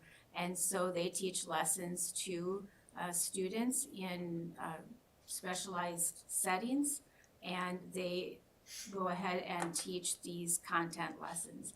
And then most of the counselors go ahead and have small groups throughout the day where they identify students in certain settings that may need different needs. And so they'll have small group lunches or small group meetings where they'll work with 4 to 5 students at a time. And they'll typically do that through junior kindergarten through grade 5. Anything through middle school up through high school, they're working with students in either small group or individual settings. Very good. Thank you for that. Mrs. Heineman? Just a follow-up if I could, and I guess I would ask maybe the person from Call to Freedom. It seems like the group that they really should be working with are those school counselors, and I'm wondering what is their interaction with the Association of School Counselors across the state? Okay, that's a question I believe was directed to Ms. Foltz. Will you, could you come forward and answer that question of Mrs. Heineman? Mr. President, yes, thank you. Rachel Foltz, Call to Freedom. We thank you for the question. We share in the board's desire to independently connect with individual districts, including their individual staff members. Counselors are chief among that group. As I mentioned, I believe at the Sioux Falls hearing, we do have a full-time youth navigator coordinator on our team who works on an independent and ongoing basis. All of those individual relationships with the schools themselves, we continue to pursue the resources that we learned about through prior committee hearings. So we thank you for drawing our attention to the resources that we have to be able to get the word and the message out. It is a bit of a capacity issue, to be frank, as far as that individual one-to-one. We're looking I think our ask would be twofold. That with a soft recommendation or that connecting point, as I believe Dr. Von Walden pointed out, it's a little bit more time efficient for us and also lends a bit more credibility. We recognize the conflict of endorsing an individual nonprofit as well as an individual set of curricula. We understand all the challenges there, but just to be a little bit more expedient to get the message out there. And we appreciate the feedback to continue to do so more effectively and efficiently, because we're actually hearing quite a bit from counselors, from school resource officers, and from teachers that they're craving this education and support as well, that they're fielding a high volume of disclosures from children within the classroom, whether it's trafficking or child sexual abuse, physical abuse, neglect, a myriad of issues that we help provide services on, that they don't know what to do, that they've never been trained and equipped to properly respond to those disclosures. So they're craving that support, and we want to be that supportive partner to those entities when those disclosures come down the pike. So we thank you for the question and stand by to provide any further clarity to our efforts. Okay, Mrs. Heineman? Thank you for that. It would seem to be that the content standards are really looking at the general education teacher. And the question is, are they equipped to really, across all of the 140 some districts, are they equipped to really deal with this effectively? Whereas the counselors, it seems like that is really the area that we ought to be looking at, because they are the people that are trained and are educated to really deal with these issues, probably on a more effective basis. Okay. Other comments, questions? Mr. President, may I have a follow-up? Yeah, Dr. Wozeka. As the conversation continues here, and something that you said kind of struck a thought, is the answer to all of this really, is it not to put it in the standards? Is it to partner more with educating and helping grow the knowledge with teachers, counselors, so that when they're approached with things, they have more resources to help students? It's not about teaching the students necessarily. It's more about building the knowledge and capacity of those who work with students. So perhaps it's not about building content into the standards. It's not about imposing curriculum to teach to the students. It's about working with those of us who work with students to build their capacity, to build their knowledge, to build their resource set. Perhaps that's Excellent. In other words, Dr. Wozeka, maybe somewhat like the the youth suicide thing. That was a certification program for teachers. It wasn't for students. And I'm not laughing because of it's a very serious matter, but I mean, this is too. So maybe it's making sure that our teachers are aware and that they see these things. Is that what you're kind of suggesting, Dr. Wazeka? It's something that I'm thinking about. I'm not thinking no certification of anything like that, but I'm just thinking partnerships, thinking to build awareness of what is out there, that as we continue along and as the Attorney General said, it's building, and as we are moving through the years, we need to be more aware of it, and as students are coming to us, talking about what they're experiencing, what is the right way to respond? How do we respond? It's not the general education health teacher teaching it in the classroom. It's all of us responding when they talk to us. And you as Call to Freedom could be a very important piece of educating all of us. Very good. Any further comments? Mr. President, every district in the state gives in-services. We'd love to invite you in to speak. Every group has a conference, an association, a convention. Be good areas to contact, associated school boards, principals, etc. Very good point, Ms. Moulton. I mean, I think Dr. Wazeka and Ms. Moulton, you get some good points here. I mean, I guess my concern is I just see it as such a problem, and I'm not. The standards is that we recognize it and that we do something. The matter is before us now. It is huge. It is almost as much life destroying as the suicide is. I mean, that's a permanent thing, but when we see these lives and the literally hundreds, and it's growing exponentially in South Dakota, and now that's before us and we simply pass it on and do nothing, I have great difficulty with that personally. But if that's what the board wants to do, it's my job then as president to support that. But I think the option would be is through some method, we recognize this problem and we give our school districts, I like what I just heard in the last Dr. Wazeka and Mrs. Moulton, I mean, about the in-services and things. And I think that's all we're really asking for, particularly in this area. But I have to, again, apologize. This is an area of concern that we have had in our family and in friends, and that we are donors. And so it is very personal to me, and I hope you understand that. And I really have to try to separate that as my job as on this board. But if you wonder about my passion, that's why it is. So, Mr. President, Dr. Meyer. Mr. President, would you have any suggestions relative to a recommendation or a motion on this, relative to a committee to look into it further, or anything like that? That's a good point. I guess I need to think about that. I was hoping that maybe it could go back to even the formulating committee. And I did talk with one of those members, just happened to run into him. And he said, by the way, and we were talking about human trafficking, and he was on the committee that recommended this to us. He was a state employee. It was when I was out there testifying. And he said, yeah, probably more needs to be done. I mean, he wasn't responding to me. He was just telling me about that. But, if it goes back to them to look at considering it or make a recommendation, to add it like other states have done. I mean, this is we can just look to the north. North Dakota has suggestions as to what can meet that, or even come and recommend some type of a clearinghouse or just a secretary's note, or maybe we as a board can say this is a recognized problem and communicate with all the districts, and we hope that the districts will utilize these services. I mean, I think we could do that and give it some attention. So. I just want us to see us do something.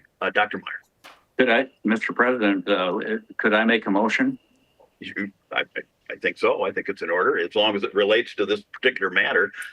I move that we form a voluntary committee within our board to just look a little bit further into this issue and see if there can't be a reasonable way to help resolve it. Do you have an idea as to how many members should be on that committee? I mean, and who should appoint it? Or Well, it could be a volunteer. If there's nobody that volunteers, then I guess we don't have a committee. I'll volunteer. Okay, so a volunteer committee to further explore this matter in the coming, that's the motion. Is there a second to that motion? Mr. President, Moulton second, but a good question. Moulton seconds. Whether Mrs. Moulton. quorum could not be present. A quorum, right, yeah, so we can't have 4. Well, I guess we can, but we then have to, acknowledge it as a public meeting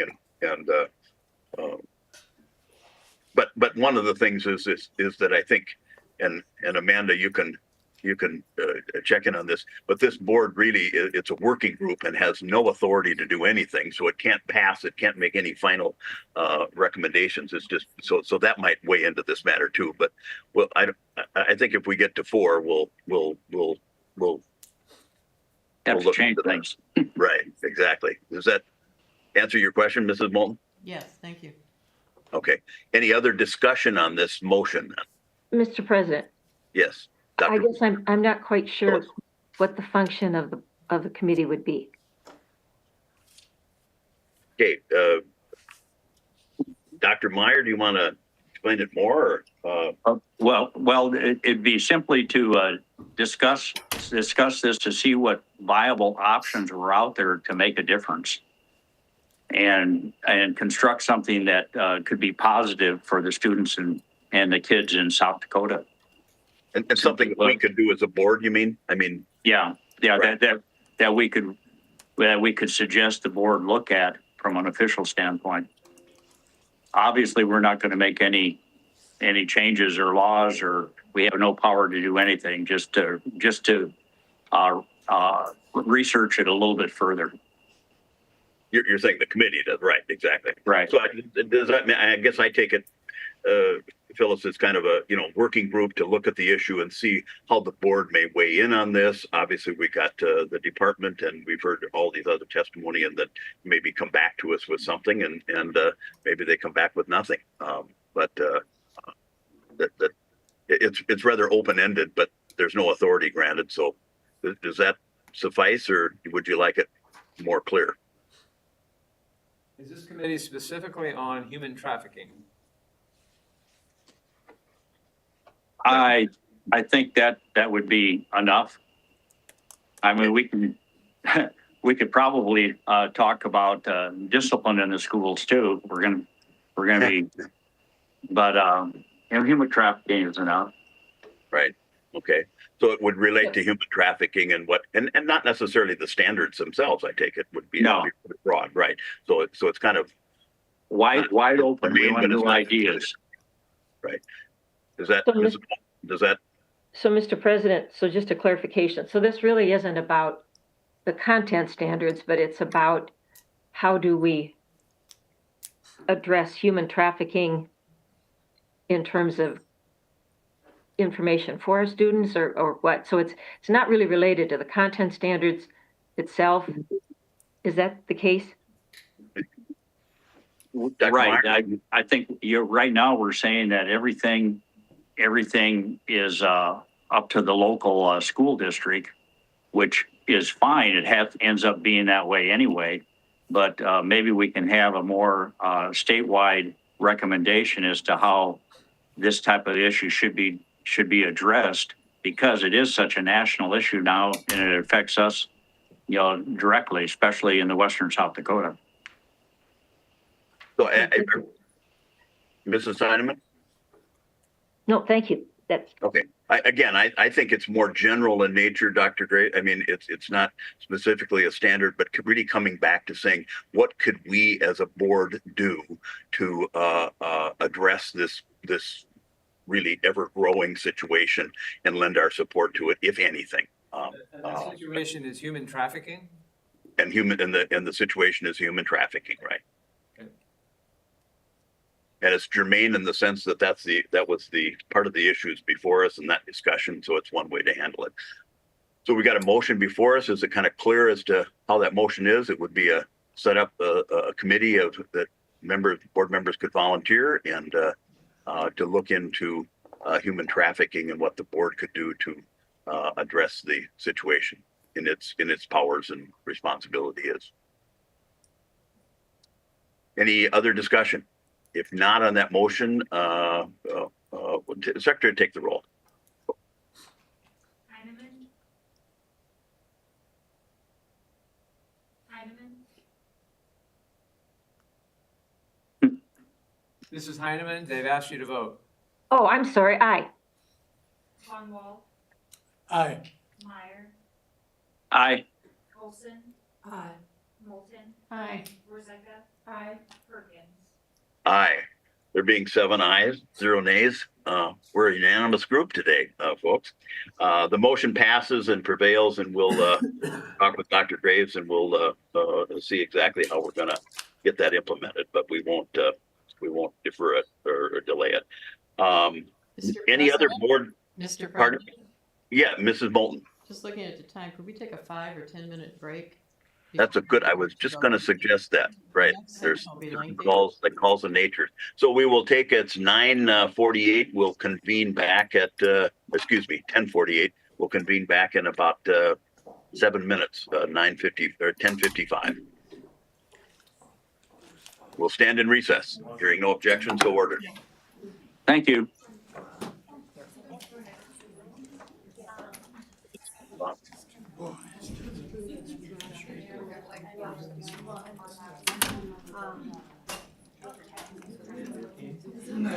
Outlets.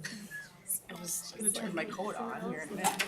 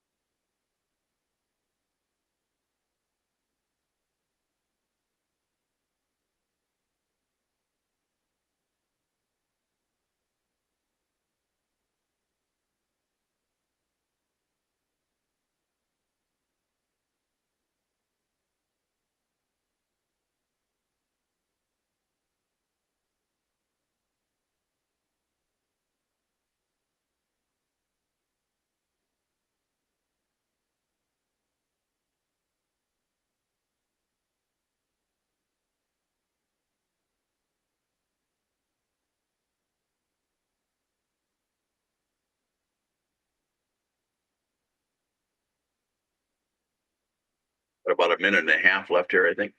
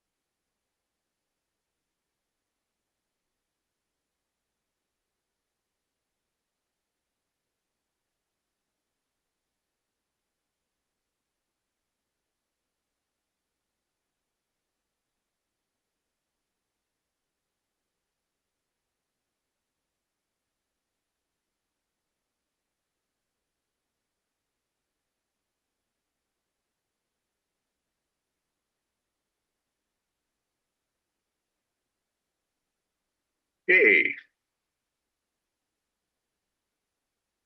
We're coming up on 9:55 here. If everybody would take their seats.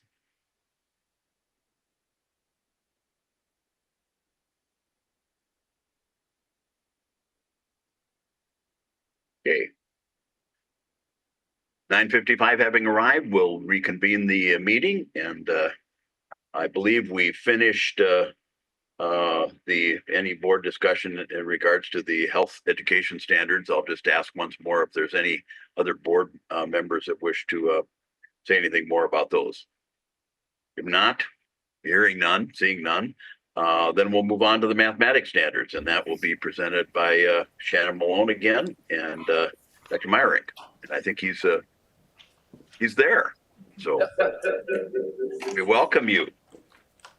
Thank you. Whoa, we're getting an echo.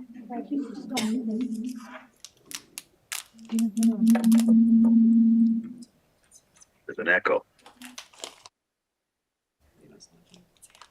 Go ahead. We'd recognize you, Shannon. Good morning, Mr. President, members of the board. Shannon Malone. You're still muted. See, I don't know how Amanda did him. Just lift up her laptop, maybe. She did something over there. Oh. No, it's all. We're getting some issue fixed there. Sit still, keep your mouth shut. And you don't have. This is, oh.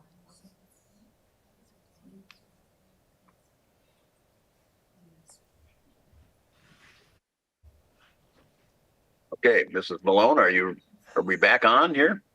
Can you hear me? I don't hear anything, but Give us a minute, Steve.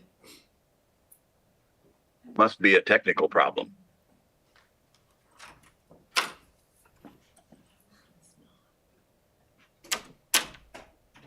Steve, I show that they're muted, Okay, yeah. but I can hear you. Okay, you can hear me and and I show you it's unmuted. Let's see. It just shows, on my deal, it shows that the DOE is muted. Yes, it does show, and Monty and Anna and everybody is kind of muted, but and I don't see Rich on here, but let me No, look. I still have I'm Rich. right here. Yeah, there's I Rich. still have Rich, and he's not muted. So Mr. we're- Perkins, can you hear There we go. us? We can There hear we go, you now. Yes, Muting is not allowed in Costa Rica. right. Okay, Mrs. Malone, are you Shannon? Are you there? Yes, thank you. Mr. Okay, President. now you're back on. Okay, good. Perfect. Go ahead. Go ahead. Again, Mr. President, members of the board, Shannon Malone, Director of Learning and Instruction with the South Dakota Department of Education. The second set of proposed standards the department is bringing forward through this hearing process will now be the mathematics education standards. Mathematics is widely considered one of the two big subject areas for which schools are responsible for teaching as part of the day-to-day operations. Like reading language arts, mathematics is a subject that is critical to student lifelong success. Throughout the past year, the department has been committed to identifying the best path forward to ensure we are proposing a set of math standards that will equip all students to be prepared for college, career, and life readiness, whichever path is best for them. In our steadfast commitment, we entertained a conversation with Dr. Monty Meyerink from Northern State University about a year ago, and we quickly learned that his teaching of pre-service teachers was closely aligned with our vision. We continue to utilize his knowledge and expertise and are excited to have him share the process he utilizes to prepare K-5 pre-service educators. At this time, I'm going to share the mic, or lack of, with Dr. Monty Meyerink. Very good. Dr. Myrick. Yeah, thank you, Mr. President, and I guess mine's muted, that's fine. Yeah, thank you for having me. I'm gonna try to share, I did make some slides for this. So hopefully, I'm in the Zoom too, so that should, okay. They're up. Okay, all right, awesome. Like Shannon said, I'm Monty Meyerink. I'm an assistant professor in math education at Northern, so all of my undergraduate courses that I teach are kind of in the mathematics education sequence for elementary education, pre-service teachers. So, so she just kind of asked to go over my my role in the standards revision process and just kind of briefly talk about how we prepare our pre-service elementary education teachers at Northern and specifically focus in on that mathematics education component. So, kind of what I've helped the revision committee with so far. Kind of early on in the process, kind of when we were thinking of what we wanted to do with our standards and kind of, what types of edits we wanted to make. What I first did was provided the committee with some meta-analyses to look at. So a meta-analysis is a study that is composed of a bunch of other studies. So it's kind of a summary of research. They're still trying to answer a research question in it by itself, but they're looking at all of these other studies. So instead of just having one group of 50 students, it might be 20 studies that all had 50 to 100 students. So you can kind of really get a good overall snapshot of the research in math education. So I won't go super in depth. I think this will be shared online. The last slide does have linked DOIs, so if you do want to check these out, you can take a look at those. But kind of what I looked at, when we're looking at mathematics, obviously we're focusing on proficiency is kind of a big focus of ours. In math education, we have a framework called the Strands of Mathematical Proficiency. So there's 5 different strands that basically just tells us as mathematics educators is these are ways in which students can demonstrate their proficiency for a certain content area. So there's kind of 5 different ways we can measure that. Or kind of 5 different strands of that. So that first meta-analysis looked at those strands through the lens of different teaching strategies and teaching methods and how well those methods addressed all of those strands or lack thereof. And kind of based on that is why I selected these next 3 meta-analyses to look at and kind of why they're a core component of my courses at Northern. So it's the concrete representational abstract sequence, which is concrete just means physical, representational is like a drawing, and then abstract is your symbols, equations, numbers. So that's just a framework talking about, especially at the K through 8 range, a lot of it is being able to informally prove where these formulas and algorithms come from by using these other models. The one on schema instruction relates to schema, another word for that we kind of use interchangeably is structure. So kind of teaching students to understand this inherent structure of what it means to add, what it means to multiply, what a fraction is. And then the last one is talking about direct instruction. So more of a teacher-led model for introducing content. So again, the links for that will be, I believe, online if you want to take a look at those meta-analyses. But that's kind of where we started from and just kind of thinking of how we want our content in South Dakota to look. So. And then as far as the standards revision process, I worked with the 6th through 8th grade group primarily. So there's a kindergarten through 2nd grade group, 3rd through 5th, middle school, and then a high school group. So I was working in the 6th through 8th grade group with some other teachers and administrators, just going through those standards. And then obviously it's kind of a continued effort this year in looking at, continued revisions to those standards. So still kind of engaged in that work. So I wanted to give just a snapshot. I should have given a definition for that acronym. LED stands for elementary education. Just wanted to give like just so we could kind of place these math courses in the sequence of where students are. So you'll see one term, education core. Those are, you'll kind of see that throughout those 4 years. Those are just education classes that you would take regardless of which specific field you were in. So whether you're in an elementary, secondary, K through 12 program, you would be taking all those classes. So those are like introduction to education, educational psychology, classroom management, assessment, principles of instructional design, classroom technology. So those aren't specific to just one area, so those are kind of taken throughout. But the math classes that I'll talk about kind of show up in that year 2 where it says content. So they'll take like actual math content courses for K through 8 math, science content courses, social science content courses, reading content courses, and so on. And then the other courses that I'll talk about actually show up in year 4. So the methods classes, those are more your pedagogy. We were talking about teaching strategy and assessment and different things like that. And then the math clinic, you'll kind of see it in that year 4. That's my last class that I'll talk about. So kind of what our math education sequence looks like at Northern. And this might look a little bit different at some of the other BOR institutions, but that math 341 and 342 that you'll see, that's the actual kind of content. So this image that's shown up, this was something that was developed, I think it was out of either Michigan or Michigan State in the early 2000s.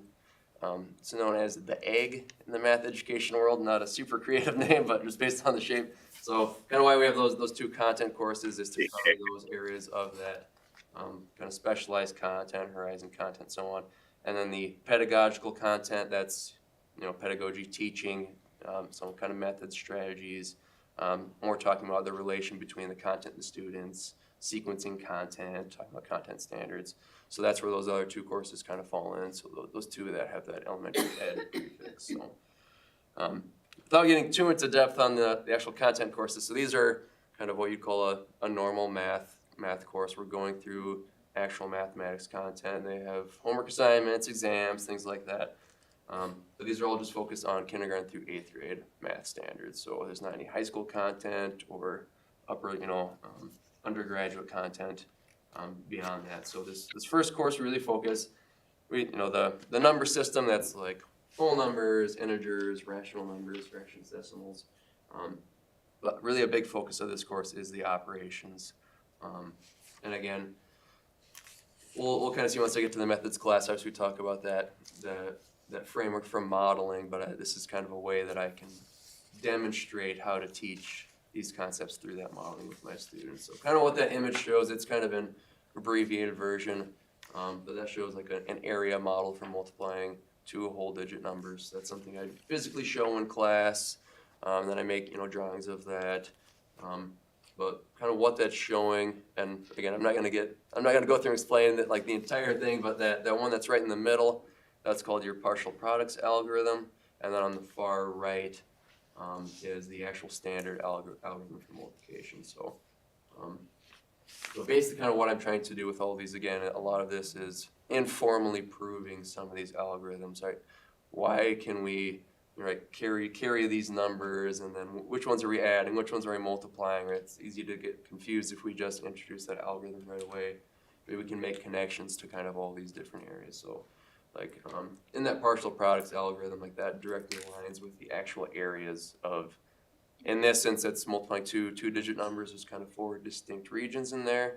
So the actual area of that area model aligns with each of those 4 partial products. So that's just kind of one example, but those are things that we kind of heavily focus on in this class. There's a little bit of number theory content I have in there as well, like greatest common factor and things like that.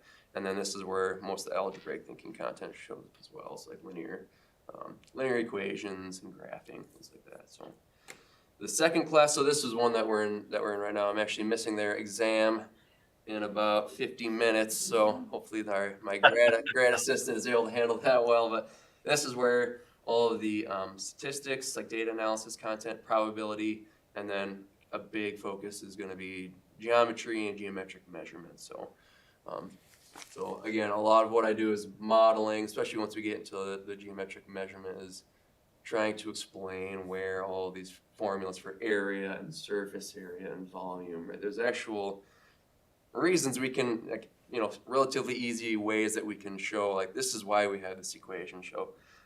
Kind of what's shown in that image, this is one that I actually do in class. So as with a lot of things in math, we have to build on some prior knowledge. So this is assuming I've already gone through the formula for the volume of a cylinder. So this is kind of what's shown. I'm not sure why this image I found it has green, but that's water. So you have a cylinder and you fill up this cone with water and you pour it in. You can fill that cylinder with 3 cone volumes, right? So that's telling us that that volume of that cylinder is 3 times as much as the volume of the cone. So now if we want to find the volume of just one cone, we just want one of those 3 regions. So we can use that existing knowledge of that volume of the cylinder and find that and just multiply that by 1/3. So this is kind of a demonstration that helps students to understand where that 1/3 comes into play. So yeah, kind of a big focus of this course is a lot of those area and volume, surface area formulas, and kind of informally showing where those come from. So, and then that leads us into the methods class. So this is where we go through like our actual, you know, more the pedagogy, teaching strategies, content. So this is, you know, in this class I've always tried to balance more the theory side. We're talking about frameworks and kind of research and rationale for why we do different things, and then the practice side, which is, okay, what does it actually mean if I'm going to teach this certain thing in 3rd grade? So I've had a little bit more of a balance. I have in recent years more shifted to a little heavier focus on that kind of practical component. So I have had to kind of cut down on a couple of the theory things that I didn't necessarily want to let go of, but just so we can leave more time for that. But that's where we talk about that mathematical knowledge for teaching framework. That was that egg that I showed, that CRA sequence, schema instruction. Again, that's based on like the structures of these problems, strands of mathematical proficiency. That task analysis guide was really more based on assessment, more kind of not directly connected to assessment, but it's something that's a specific framework for mathematics. Kind of introduced this idea of explicit instruction, which that's kind of, but not exactly, a synonym for direct instruction. So you'll hear like direct instruction, systematic instruction, explicit instruction. There's small differences, but in general, it's more of a teacher-led teaching strategy. And then kind of introducing it and comparing that to inquiry-based learning and talking about, you know, especially in the K-8 application, there's not a strong research foundation that suggests we should introduce new content through inquiry-based learning. So I kind of talk to my students about, you know, as far as introducing new content with those younger students, that's really more that explicit instruction. You might introduce multiple different strategies for multiplying whole numbers. Then if we want to review or make connections between those strategies, that's where that more of an inquiry-based, and inquiry-based is, in summary, kind of more student-led lesson. That's kind of where those come into play.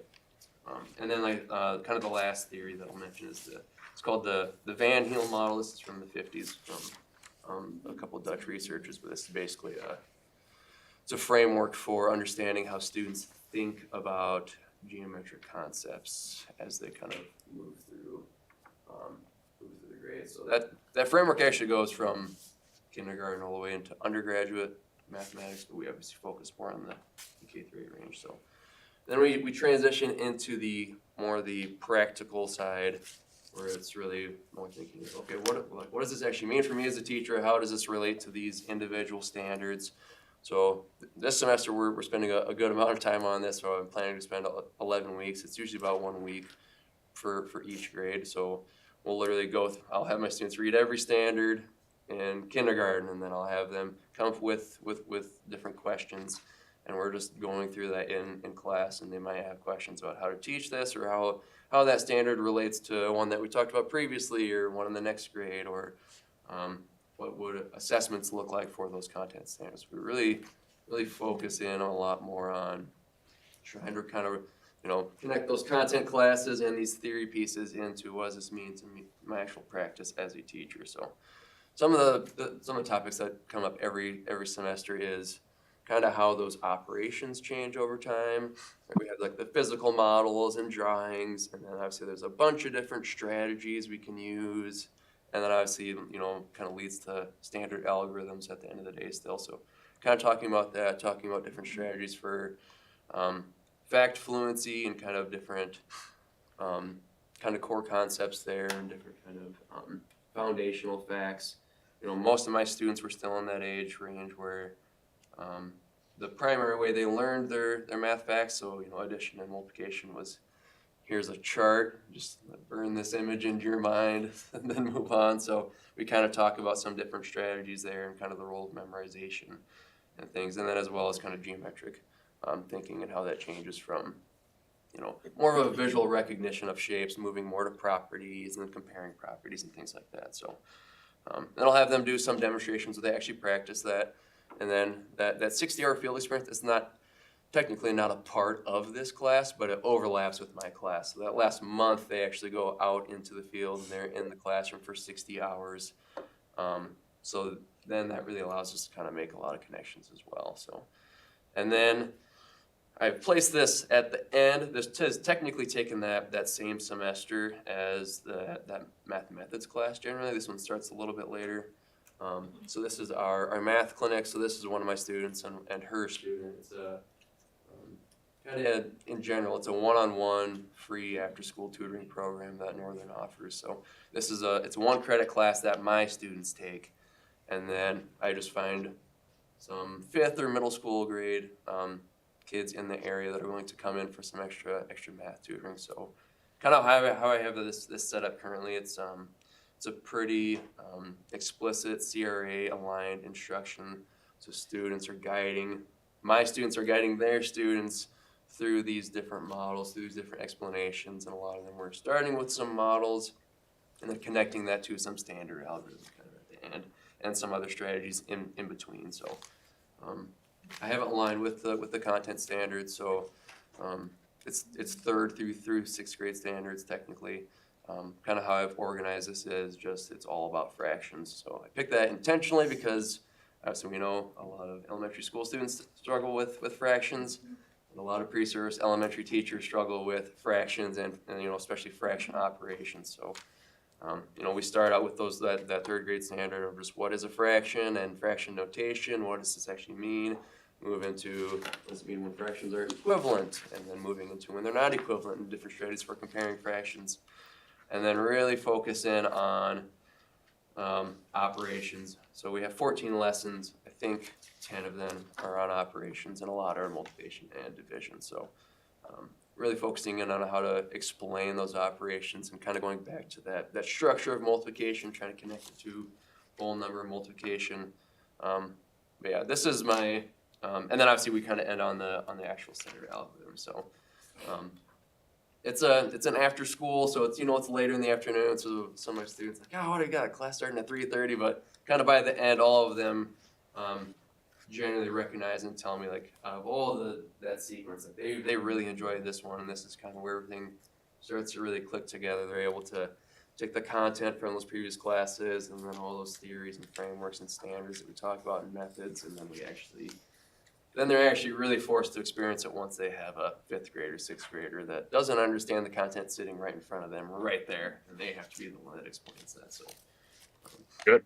So yeah, this is kind of an overview, and like I said, this is the references. Those are live hyperlinks. Those are those meta-analyses that I shared with the standards revision committee. But this is kind of an overview of how we prepare our elementary education majors at Northern for math. So. Very good. Rebecca, any questions there, or Mrs. Malone? Do you have more to add? No, I was just gonna say that concludes our testimony for right now. We appreciate it. Thank you. And so just one follow-up there, Monty. Yep. Basically, you were talking about the courses that you use to teach teachers, obviously, that would be in line with our standards so that they can go out and teach the students according to the standards. Because obviously our standards don't relate to your class, but hopefully you're teaching teachers so that they can teach to our standards, correct? Yeah, that's always been a tough balance because, especially even now, it's like, well, we're kind of looking at both sets of standards, but it's like, well, here's the current ones that you'll use for a tiny bit. Like you'll see them in student teaching, but like once you move into your career, they'll change a little. So that's why I always kind of have that balance of still looking at these overarching theories that would apply to math education, regardless of what the standards were. If you were in a different state, like those would still be relevant at any level. But again, I do want to focus on. Well, This is what it looks like in South Dakota. Here's the actual ones that we currently have right now. So what this means if you're going to go teach fourth grade in South Dakota, because most of our students do stay in the state, and a lot of them kind of in the Aberdeen region. So a lot of them will be using those South Dakota standards. We appreciate the fact that you actually look at our standards and everything. So yeah. Okay, very good. Thank you. And so now we would then come into the time where we would look at proponent testimony. The same rules apply. We look at about 4 minutes maximum. Try to hold that to 30 minutes. We would first take proponent testimony, those that are there in support of the proposed regulations as the department has proposed before us. And we don't have anybody registered, either in person or online for that. So do we have anybody present that has not registered? Anybody present in person? I don't see anybody present. So anybody online? Ms. King, do you have anybody showing to speak there in favor? Not at this time. Okay, I just barely hear you, but I took that as a negative. So hearing none, then we would move into opponent testimony. And in person, we did have 3 individuals that have registered. Our first one was Nicole Reiner. Nicole, are you present that you want to come forward? Not present? They're saying she could not be here today. She couldn't, okay. And she's not online either, so. Then Stephanie Higdon. Stephanie? Ms. Higdon? You want me to sign this sheet? State your name and title for the record, please. You've already registered. Oh, okay, thank you. Thanks. Good morning, my name is Stephanie Higdon. I work for the Center for the Advancement in Math and Science Education, CAMSI, at Black Hills State University, facilitating pre-K through 16 STEM educator professional development to include math and science professional development across the state.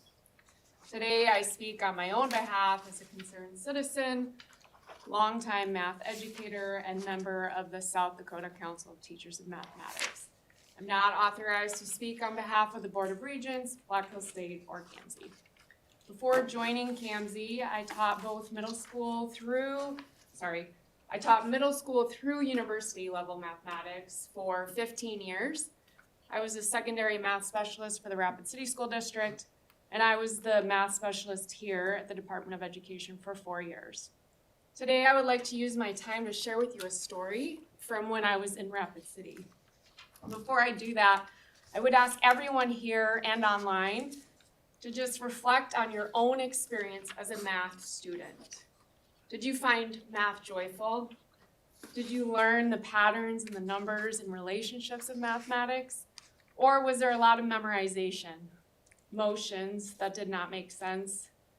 When I worked in Rapid City, I got to evaluate students on their understanding of mathematics through verbal assessments, so no paper and pencil. During one 3rd grade assessment, I asked the student, what is 300 minus 196? This student used their desk to trace 300 minus 196 and then work out the standard algorithm, borrowing, carrying, the whole bit. She did not count up to 200 to get 4, and then another 100 to get 300 to find the difference of 104. When I asked the student if there was another way, she looked at me very confused and said, that's the only way there is to subtract. That moment has stayed with me for years. I left Rapid City in 2015, so it's been over 10 years, and I still remember that story like it was yesterday. Our current 3rd grade math standard asks students to fluently add and subtract using strategies and algorithms based on place values, properties of operations, and the relationship between addition and subtraction. Much of this language has been removed from our current standards to the proposed standards. We continue to hear that language from our current standards is confusing for teachers. However, this language and all the language of our current standards exists for a reason. In this case, it encourages students to see how numbers work together. When we remove language from our standards about the relationship of numbers, we risk creating students who believe math is a set of rules to memorize rather than seeing the beauty of patterns in our numbers. We do not want students to trace 300 minus 196 on a desk. I urge you to look very closely at these proposed standards and consider what kind of math thinkers we want for our students in South Dakota. Thank you. Very good, thank you. Next, we would have Sharon Vestal. Vestal, please come forward.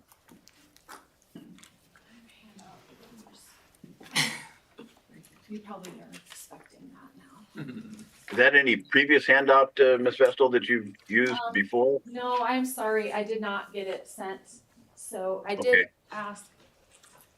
Mr. Perkins and all the members online, I did email it to you probably 10-ish minutes ago. If you check your emails, it should be. Okay, so we should have it then in our email. Very good, continue, go. Okay, I'm Sharon Vestal. I'm from Brookings, where I'm employed as a professor at South Dakota State University. I'm here this morning in my individual capacity as a concerned citizen and president of the South Dakota Council of Teachers of Mathematics. I have not been authorized to testify on behalf of the South Dakota Board of Regents or South Dakota State University, and my remarks reflect only my professional views and judgment. I want to start my testimony by again asking the Board of Education to consider scrapping the proposed math standards and staying with the current math standards. My handout and testimony will explain my request. On page 2 of my handout, it highlights key data from the 2024 NAEP math assessments. In 4th grade, South Dakota is ranked 9th in the nation. 7 of the top 12 states that are on that table on page 2 have math standards that match the Common Core by at least 74%. Our current math standards are greater than 80% Common Core. If you look at table 2, South Dakota ranks 6th in the nation in the 8th grade NAEP assessment. Again, several of the states that are in the top 10 have greater than 80% of their standards similar to the Common Core. If our current standards are contributing to strong performance, why were they so drastically rewritten? I also want to raise concerns about the literature and resources, although I didn't have the list that Dr. Meyerink gave during his testimony this morning.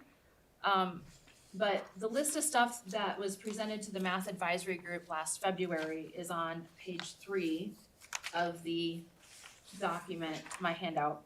And in that list of stuff, there is nothing, a single resource from the National Council of Teachers of Mathematics or the National Council of Supervisors of Mathematics, the 2 major longstanding organizations in math education.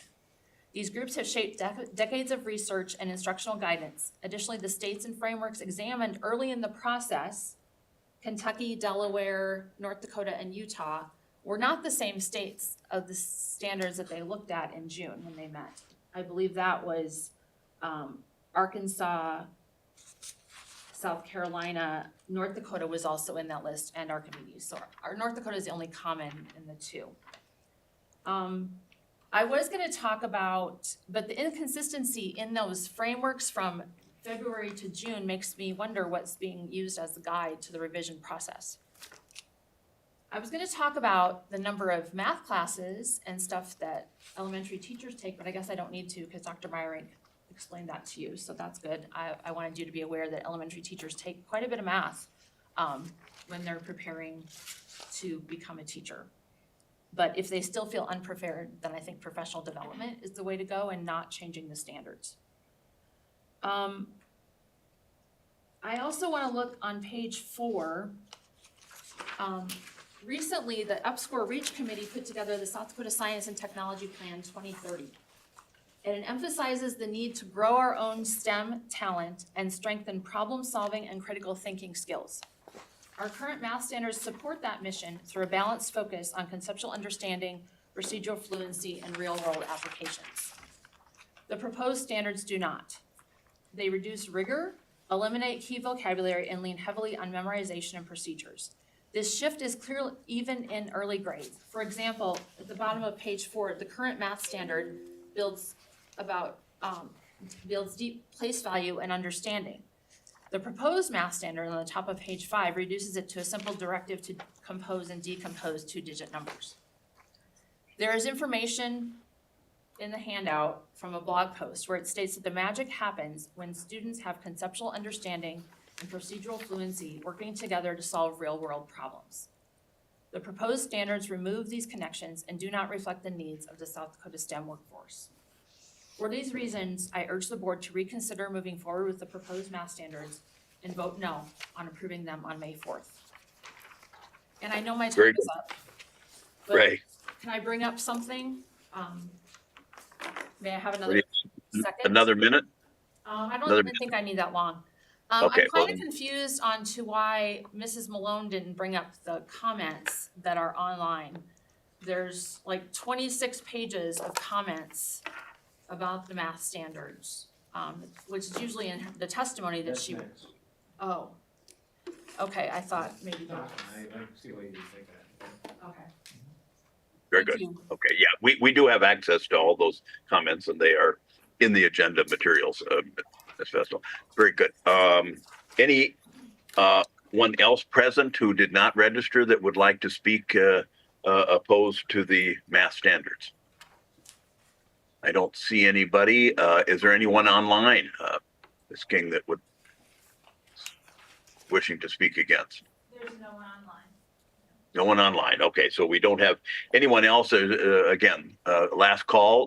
Anyone else that wants to speak in regards to the mathematics standards? Seeing none, then we will close that portion of the or close that public hearing and open it up. We do have the rebuttal portion that is given to Dr. Graves, or his designee, if he wants. It looks like Mrs. Malone is coming forward to do the rebuttal. Yes, thank you, Mr. President. The department does thank those that are here in opposition today, and we do appreciate all of the testimony and feedback that we've received. It's equally important to note that the department has taken the testimony and feedback seriously, and you can see that based on the red line version before you today in the proposed standards. So let's start with the steps the department has taken to get us to this point. The department initially held a math advisory group roughly 1 year ago to start the discussion on what do we want our revised math standards to look like moving forward. The message heard during these 2 advisory meetings resonated with these specific themes. Take the current math standards and rewrite them in simpler, clearer language.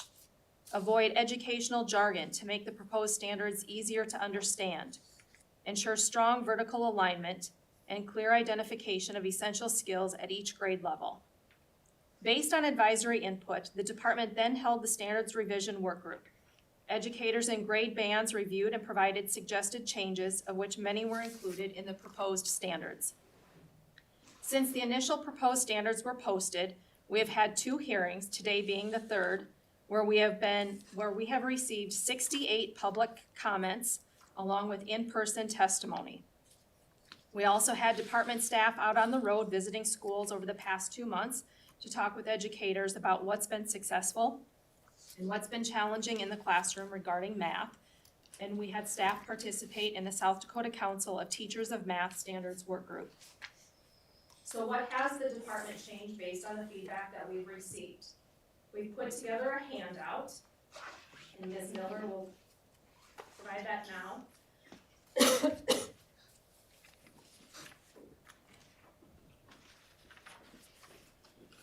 Oops, I think we're losing your audio. No, just a second here, Okay. Steve. Okay. And this handout is being emailed to those of you online. And this is a handout again for what, Ms. Malone? This handout depicts the changes that the department has made from the initial proposed standards that were posted prior to the first hearing. Okay. I'm not going to read each of these, but thought it was important to create a visual with the various changes and additions that have been made. The department will continue to take public comments through the fourth and final hearing. One area that the department has received testimony and comments on is the lack of a fourth-year set of standards. If this board deems it a priority, we will get to work to add in a fourth-year set of standards and have those prepared prior to the fourth hearing. In closing, and to quote Governor Roden from his State of the State address last month, the department is committed to replacing Common Core with common sense. Very good. Okay, so the rebuttal is given, and now it's a board discussion. I would just open up on that, and I think it's not only this standard, but all of them, as I was doing some research, and I'll comment on it more later, is one of the things that it appeared that the way the standards were handled in the past, going back at least 7-8 years ago, was that the department presented the standards, and then they would consider various amendments to it, and after the final hearing is when those amendments then were presented, not only from the public but also from the department, and then they were adopted. And I think that would clarify, because I know this member gets a little bit confused when I appreciate this particular thing as far as mathematics, where you actually outlined those changes, and that we would do it. But I think that kind of recognizes the idea that, okay, you submit it, it's now our property like the legislature, and then we have to amend it, and that you can't amend something after you've done it without a motion of the board. But that we'll talk about that later. But anyway, it's good to have this clarified. So comments of the board with that clarification. Any discussion? I heard that there was some question about the fourth year math standards that maybe we should, if this board desired. So comments from the board. Mr. President? Moulton? Yes, Mrs. Moulton. Last meeting, we discussed a fourth year, and I think it was the general consensus that we would like it added, returned. I think that was, and maybe we need a motion, or Mrs. Malone's coming forward. How did the staff take that anyway? Mrs. Malone. Yes, thank you, Mr. Perkins, members of the board. There has been some discussion with the current standards revision work group, that if that is the consensus of this board, we will work on a set of fourth year standards and have those available prior to the fourth hearing. Okay. Mrs. Malone? Let me see, Mrs. Malone, do you have any further comment then as a follow-up? No. If not, I think Mr. Van Wol was Right. I'd like to make a motion that there be fourth year standards created. okay. Mr. Van Wol has moved that we request the working committee to bring forth proposed fourth year standards. Is there a second to that motion? Mr. President, I'd second that. Heineman? Okay, moved, seconded by Heineman, and now discussion is before us on the motion. To request that the working committee bring forth fourth year standards. Any discussion on that?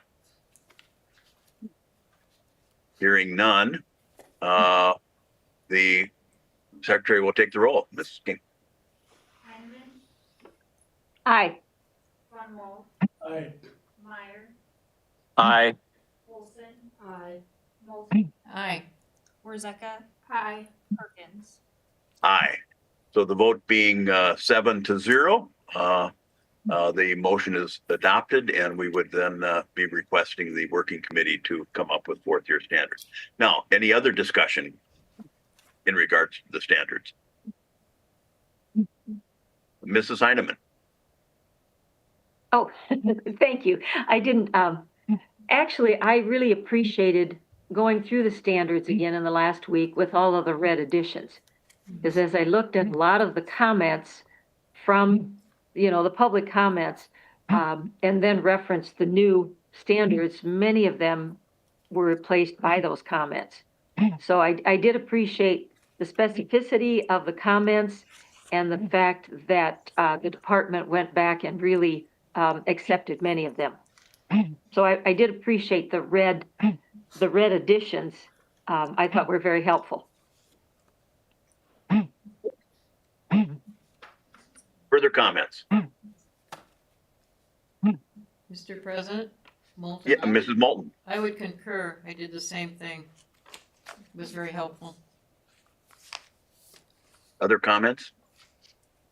I would say it was my intent to do that. I didn't get it done, but given some other things. But yeah, I think that is helpful. And it always is a concern, as we've expressed before, that these public comments that they come in, that in some way we see at least what the department recommendation is in regards to those comments. Some of them are so general in nature, but still, I think that that's helpful because they are part of the record, just as if people come and talk to us, and we ought to make sure that they, in some way, are that they're duly considered. And I think in this case, you definitely did. So, or have. Mr. President? Yeah, Mrs. Heineman. Thank you, Mr. President. I wonder if maybe Ms. Malone could just maybe talk a little bit about how they react to those public comments. How do they look at them, consider them, and either make changes or not make changes? I think that's a good question. Maybe Shannon, you can come forward. And I would just add to that too, that, again, really the comments are directed to us as a board, and that we need to make sure that we're in tow on this too, that it isn't just we don't just come up and rubber stamp at the end whatever the department wants to have done. But Mrs. Malone. Yes, thank you. Great question, Mrs. Heineman. In typical fashion, we take any of the comments that are received and we review them internally. And then we will take them to the work group members. If there is a particular comment or area and it's specific to, say, high school, we might just direct that directly to that work group that focused on the high school standards to get their input and feedback. We also rely on you as a board to provide us with direction and guidance that you see as necessary or needed within the set of standards. Very good. Mrs. Heineman. Thank you. I think that's just, it was interesting because I noticed even just sometimes it was just a word that had been suggested in the public comment, and that became part of the new standard. So I guess I'd just maybe a little more clarification. How do you determine which of those you need to add, or how you decide that maybe that isn't something that needs to be added? Yes. Mr. President, if I may. Mrs. Malone. Yes. Our internal working team always takes these matters up as a working group to discuss if it's a word that we feel constitutes a necessary change. Then we will discuss that internally and make the decision as to whether or not we move forward with the change. Thank you. Very good. And I would encourage board members as they review those public comments to, if you see something, to get in touch with Dr. Graves and Mrs. Malone and suggest that, and that we'll look at those. And again, if we kind of adopt look at a new procedure, we would then be approving all of those amendments before we adopt them. And I think then it would become clear to us as to, what really happens to all of that. So it not only just this standards, but all of those standards. So anyway, further comments, discussions on the part of the board? Mr. President. Mr. President. Let's see, Mrs. Moulton. So what procedure, if we see something that might be changed, altered, you would like us to contact the Department of Education and Dr. Graves? Is that procedure you want?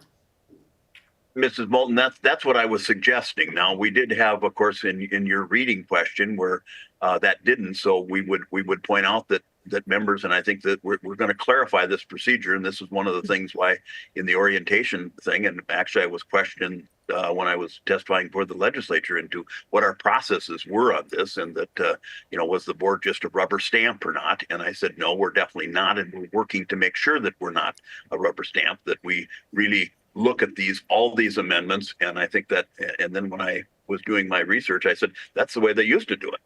And then I verified that with former Secretary Sanderson. I happened to see her at the legislature, and she said, no, yeah, we basically approved all of those after the last hearing as far as any amendments. So that it's kind of like the legislature, that once it's introduced, then it's the legislature's property. So I think that will clarify that. And obviously, as we learned in your case, Mrs. Moulton, when you suggested your 3 amendments that to the English language arts things and those were adopted, that I think it's just wise. We're in a collaborative effort with the department here. We're not adversarial, and we don't want to be. And is that we attempt to work with them and can come up with something that everybody can agree with. But if it isn't, obviously the board reserves the right to amend it. Does that make sense to everybody? No, that's great. I'm glad you clarified. Okay. Dr. Graves, do you have anything do you disagree with that at all, or? I have nothing to add. Okay, very good. Thank you. Mr. President? Yeah, and this is Mrs. Heineman. Thank you, Mr. President. Just some clarification as to what will be the process in developing the 4th year mathematics standards. Mrs. Malone or Secretary Graves?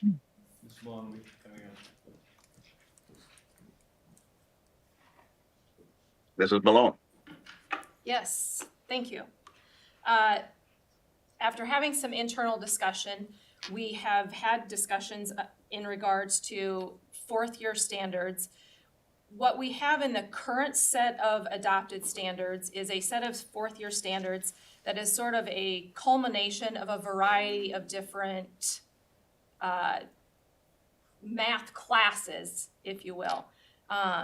I think that our approach might be to pick a particular subject or a particular class, such as calculus, and move forward with the 4th year standards being pre-calculus as a set of standards, instead of sort of the hodgepodge of multiple different math classes as a combination. Mrs. Heineman, any follow-up? If I could add, the trick to that is that we have a lot of different schools in the state, and they do it very differently. So some take a particular course, some take a different one, some have senior math, and senior math is just a collection of various math skills. So that's why we have to sort of pick and choose at this point. Very good. Any other comments? Okay, if there's no other comments, then we don't have any action required, and there's no other thoughts as far as those procedures going forward. So I think the staff is clear, because at our next meeting would be the final consideration then of both of these standards, health education and math standards, and that we would be looking at that and approving all the amendments as well as the standards themselves. Or not approving them, as the case may be, or whatever the board desires. So I think next we have the Secretary's report. Dr. Graves, are you ready to enlighten us? Just a few items. This is the legislative session, so of course we had what are called 4 agency bills. Those are bills that we are, the governor's office is good enough to file, and then we pursue. One of those was a switch over to an epinephrine nasal spray for schools, so they didn't have to give the shot, the EpiPen shot. That has passed. The governor has signed that bill. A second was criminal background checks applicable to private accredited schools. Now, currently, we've already been enforcing that, but we determined when someone asked at one point that we didn't actually have the ability, the legal authority to do so. So we sought the legal authority this year. That has made it through both houses. It's now on the governor's desk. Third, we have the CHC, which is the Cultural Heritage Center. We did a renovation there. We still have some additional items to finish, specifically the museum itself.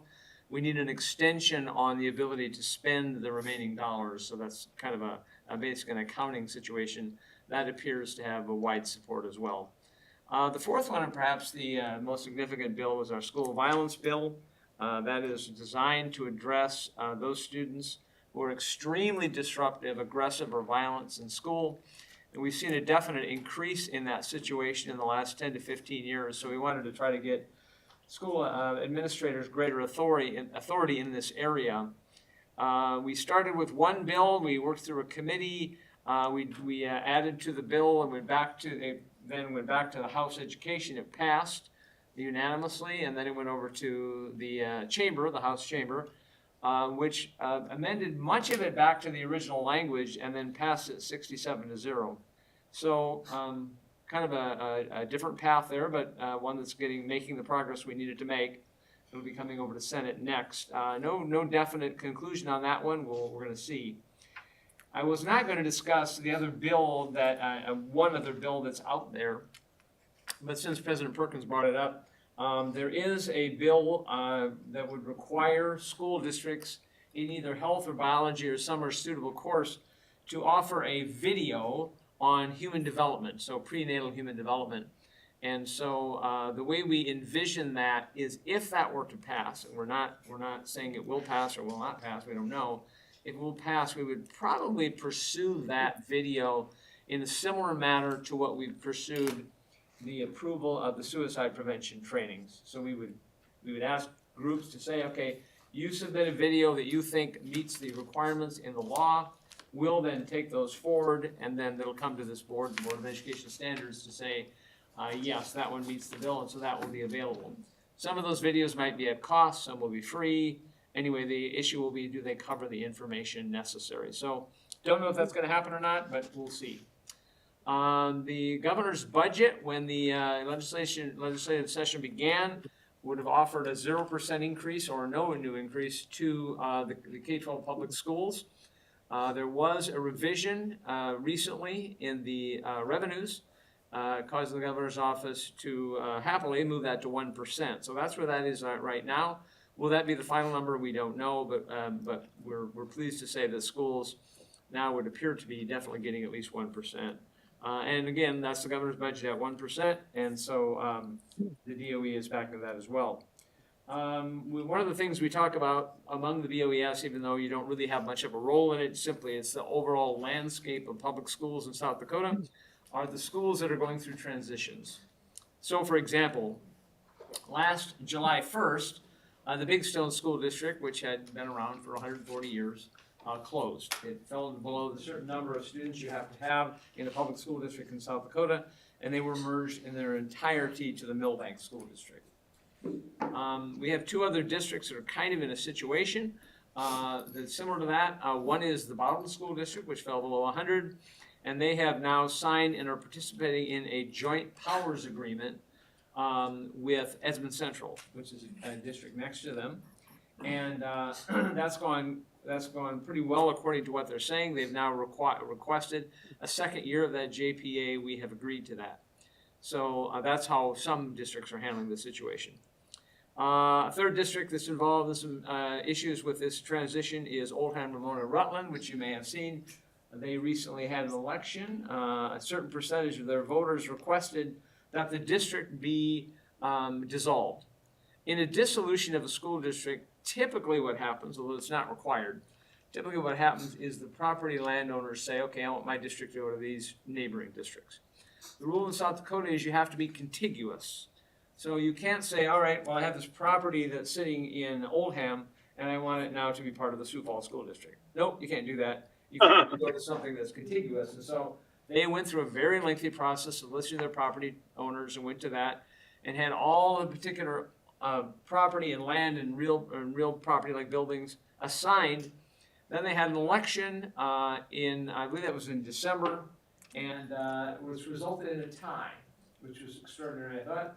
But they did have several ballots that had been challenged. When those challenges were pursued, the election to dissolve the district failed, which means the district will continue. However, those who wanted the district to be dissolved filed a lawsuit. The South Dakota Supreme Court has now granted cert on that, and so we're going to find out from them on whether that lawsuit is was deemed appropriate. And if it was not, what is the consequence of that? So that's a difficult situation for that school district to be in, because in a week, the hiring season begins for next school year. And it's gonna be kind of tough to figure out whether you're going to exist next year. So it's a difficult situation for them as well. That's kind of how the landscape is changing. The landscape in schools in South Dakota, we tend to have a district cease to exist about every 2 to 3 years, one district. So we're slowly reducing the number of school districts. Doesn't reduce the number of students, doesn't reduce the amount of land in the state, obviously, just how many school districts exist. We're currently at 147. So we'll see how that bails out for next year. Our major initiatives continue pretty much as they have been, and that's a good thing. We want continuity in our major initiatives. They include the literacy initiative, which is based upon the science of reading. The math initiative, which once we have standards decided upon, we will be offering professional development through a grant from the federal government that we secured on that purpose. Of course, the SOR Literacy Grant program has also pursued a $54 million federal grant, and that was approved, and we are now working with districts to make that happen. The social studies implementation, that the standards were approved several years ago, continues as was, and we have wide participation in those programs. One other initiative we have going is the teacher shortage, addressing the teacher shortage, and that is a major issue because we have been finding ourselves unable to fill all of our positions. And thanks to Dr. Blaha's leadership, we've pursued an apprenticeship program which has taken paraeducators, gotten them finished in the program that they're with through NSU or DSU, and get those people trained.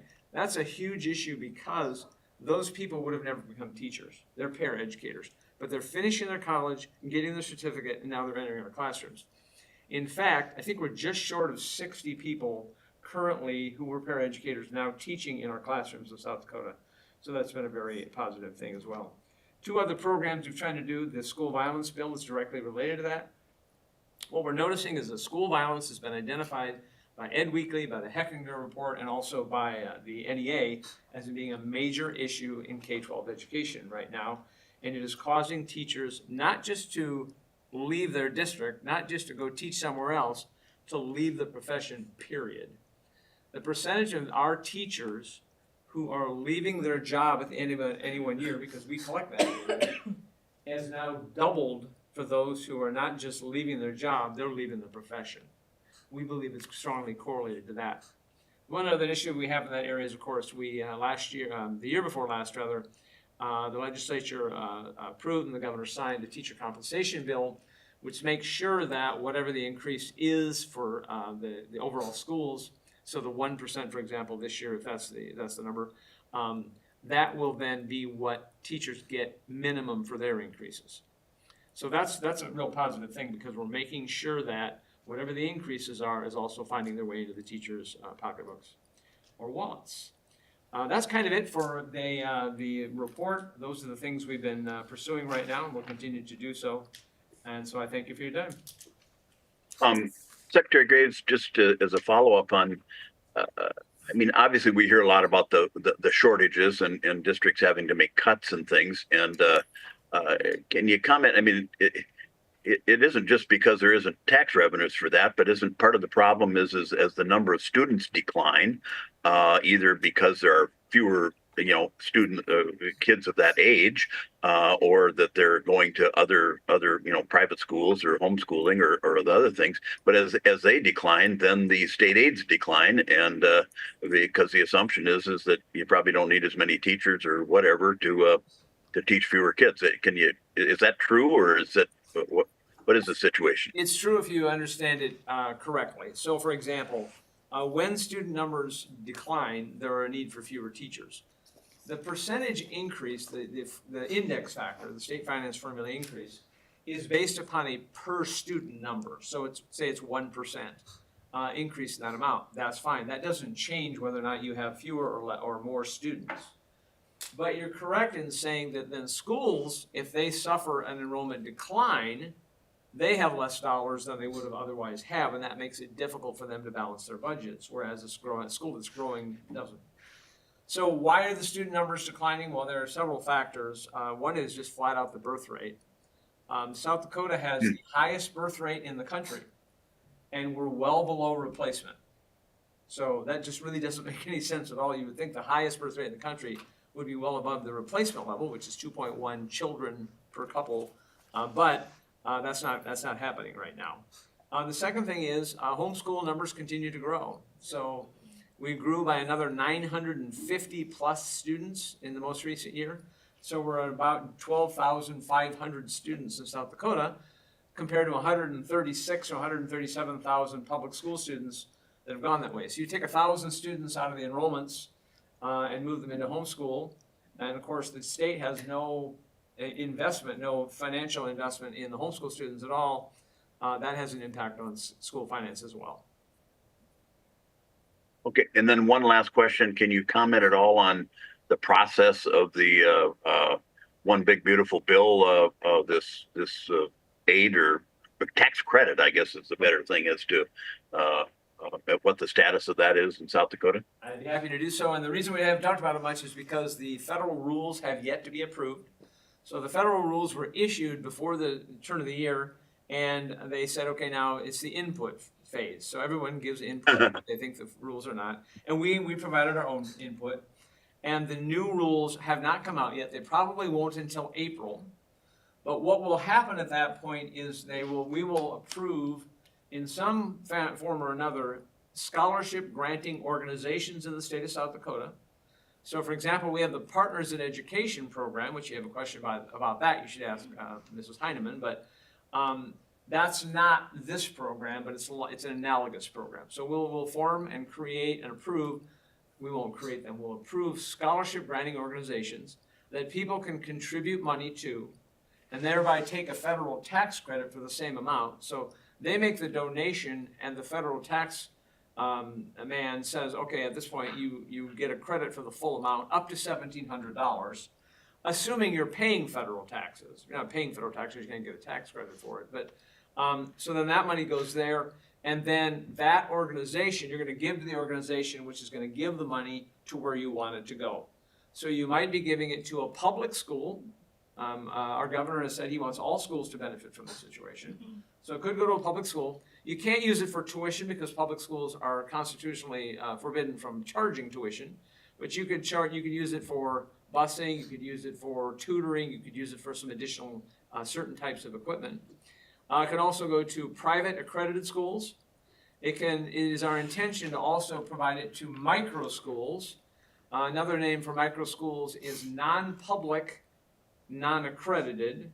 I sometimes call them homeschool aggregates because the children who are in them sign up for homeschooling, and then they meet together in a similar setting and they take their education there. And then it may also be possible, we believe it will be, for homeschool students as well. So those monies then will flow to all different levels of education across the board. And the governor was one of the first in the country to sign in for South Dakota. And so we're full board ahead on that. We need to wait for the rules though, and that's been one of the issues in the legislature. People have proposed legislation, and we've said, well, we can't do much because unless we know the rules, we don't want to pass a law that then conflicts with the rules, and then we're stuck. So no legislation has been passed, but we'll be on that as soon as those rules come out, again, probably in April. So those rules that might come out, I mean, then the state will actually, I mean, we're talking about the IRS rules, but then the state will need to either by law or rules kind of determine how do we approve these, or are you suspecting that that will all be in the IRS rules? We don't know. We don't know how specific that will be, but we will try to move quickly on that because this program begins January 1, 2027. And so we are about 10 months away. So we want to make sure we have something set up well in advance of that so that people are ready if they want to make those donations as of the first of the year. And just so that we're aware, I mean, if it does require state rules to do that, then our board may be the one that would ultimately have to adopt those. Potentially, we don't know whether law or rules or practice. We don't know any of that right now. We're still waiting. Right, but you know, just that we stand on a line, it's a possibility anyway, that it might come okay, very good. Any other questions of Dr. Graves? Very good. Thank you, Secretary Graves. And the next would be the annual PAPSC report. So that was handed to us. I guess, I don't think we necessarily need, we do have Dr. Blaha is going to come and enlighten us on that. Mr. President and members of the board, I just simply come before you to draw attention to the letter that is provided per SDCL 134339.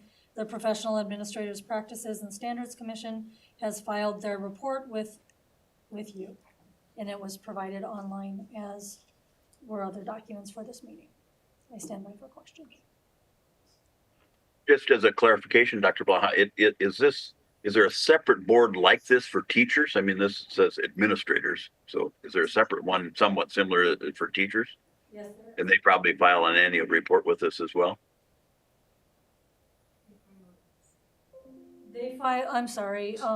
Got some guidance from legal counsel. The teachers file their report with the secretary. Oh, okay. Okay. So it doesn't come through the board. And just as a question, I noticed it said during the calendar year, they received 18 complaints and there was one pending, but then they dismissed 18. And we just finished the math standards and I was just kind of wondering how they must have received 19 and then one's pending and 18 were dismissed, or do you have any clarification? Mr. Chair, there is one pending complaint from 2025 that is carried over. Okay, so really, they didn't dismiss all 18. They had 19 complaints that were made actually, and one is carried over, and 18 were dismissed. Is that kind of what happened, or not that it's a big deal, but I believe there was a carryover from the previous year that wasn't resolved. okay. Well, yeah, it would be good if they maybe explained that a little bit better, but I didn't want them to think that we were bad math people. So any other questions or comments? Basically, we just, we need action actually to receive and file this, or it's just presented? It's just an informational piece for you. Informational item. They're required to present it. So any other questions or comments about it? Okay, hearing none, then it's presented and so done. And so we're at board reports and general discussion. I did want to just follow up a little bit with you in a verbal sense. I think I emailed you the various contacts if you wanted to listen to, the testimony of what the legislature did when I was testifying before Senate Education and House Education. And I guess, again, my point was, and I was very clear too, that I was not speaking for the board because the board hadn't taken positions on many of these things. And if they did, I would make it so clear as to do it, but just simply as that I was the president and speaking as to what I believed were certainly, board concerns. But clearly I was encouraging them to utilize the Board of Education standards. To be candid, I think a number of legislators aren't aware that it even exists, and what our job is and what have you. We did go through kind of a history of that. I spent a fair amount of time going back to the history of when the Board of Education really first started. It wasn't with the Constitution. It was at that time we elected a kind of state superintendent of schools, so to speak, and that person had a good deal of power. But then the board came in and was really more for it really didn't do an awful lot until into the early 50s, and that's when it became an operating board and really had a lot of power. Very interesting in that it was required that out of the 7 or 9 members at one time, going from memory, but that none of them could be involved in education. There was no principals, no administrators, no teachers, or anybody that was involved in it. They wanted lay people on board, and that's the way it was for quite a long time. And the next big change, I guess, was when technical education was taken out, and I know Greg Von Wall has got a good deal. He was involved in that process, and that was a constitutional amendment that we all voted on and what have you. Anyway, that occurred, right, wrong, or indifferent. But previous to that, that was under the Board of Education, as we were called, and that's when they added the standards, and it really became obvious. I was curious as to what that meant. I mean, are we just standards? And it was pretty clear in that thing that there was a number of confusion under the Gear Up problem, scandal, so to speak, as to why isn't the Board of Education doing something? And of course, Governor Dugard was noted in making some comments that he gets tired of saying our Board of Education isn't like boards of education in other states where they may hire the state superintendent of schools, or what would be our Secretary Graves, or that they're in Nebraska, they're elected, and that many of them, basically kind of run the Department of Education or whatever, that we're not that, and that we're standards. But it was also clear that, hey, everything are standards, not just the standards that we consider today, like math and health education, but we have the standards of teacher certification. We have the standards of graduation requirements. We have the standards of performance. We have all of these things, and that they were really kind of standards with a small s, is what the meaning of that was. And I did clarify that because Secretary Sanderson was the secretary at the time, and she verified that was it. It wasn't in intent. It was very clear to reduce any of the powers other than taking technical education out. And of course, we'll review it at one of our next meetings, and that would be kind of another discussion as to when we really do that. But all of those powers and duties and responsibilities that we have in our relationship kind of as part of the Department of Education. But I was explaining that and encouraging them to utilize us. And I said one of the problems is that, the governor, when he makes appointments, or she, in many of our cases, looks for good people. And unfortunately, when you get good people, they want to do something and be material and what have you, and contribute. And I utilized the statement that I told Secretary Graves one time that I learned when I was a city manager, that the time I had the most difficulty, and not difficulty in the sense of job performance difficulty, but was when there were the best city council members that existed. It was the most difficult time because you had to work to keep everything on board and focused and everything, because they all wanted to do something meaningful. And if you didn't do that, all of them were going off in different areas, and they kind of get the whole organization into trouble, not legal trouble, but trouble in the sense that you weren't unified and going forward. And I think that we've got that situation with our board. I mean, I've grown to know all of you, and I don't think we have anybody on this board that's kind of a quote sleeper and is just there because they wanted to have another notch for their obituary or what have you. No, we're all there here because we want to improve education, and hopefully by our involvement that we will education in South Dakota will be a bit better than what it is, and still realizing our role, and that we're not nobody made us God or anything like that. Also talked a little bit about the open meeting law, that this addition of emails really creates a big problem for boards, and how do we communicate? We as a statewide board, we only meet a few times a year, and there's not a lot of time to have discussion as city councils, county boards, school boards and stuff. They all are in a town. They might see people and be able to do that, but it does. Plus, I think it creates some confusion about if an email is a meeting, which it's defined as, and that's how it was brought in. Well, then do we have to have an open public comment period for an email if we were going to send it out? And this is a growing area, and I know Ms. LaCroix gave us, the review that's required and opening up, but I think there is certainly some confusions there, and the legislators, I think, took that to heart. I think they passed it kind of fast or what have you, but and then of course we did see this bill that came forward on and it was defeated in House Education, but it was very difficult for them to say no, because we had some very talented young high school students really coming forward, made a great presentation about that extracurricular activities ought to be able to be included to meet the physical education requirement for graduation. And And nobody wants to tell these young people who are doing it positive and in the right way and the right fashion and everything, to do that. And of course, one of the things that I think is that would be helpful is the Board of Education. That is our job, is to set education or excuse me, graduation requirements, and that perhaps they should have been there. And they did talk with Secretary Graves, and of course there are a number of problems with doing that. I thought the secretary gave an excellent response, respectful to the young folks, but there's a number of reasons to not do it.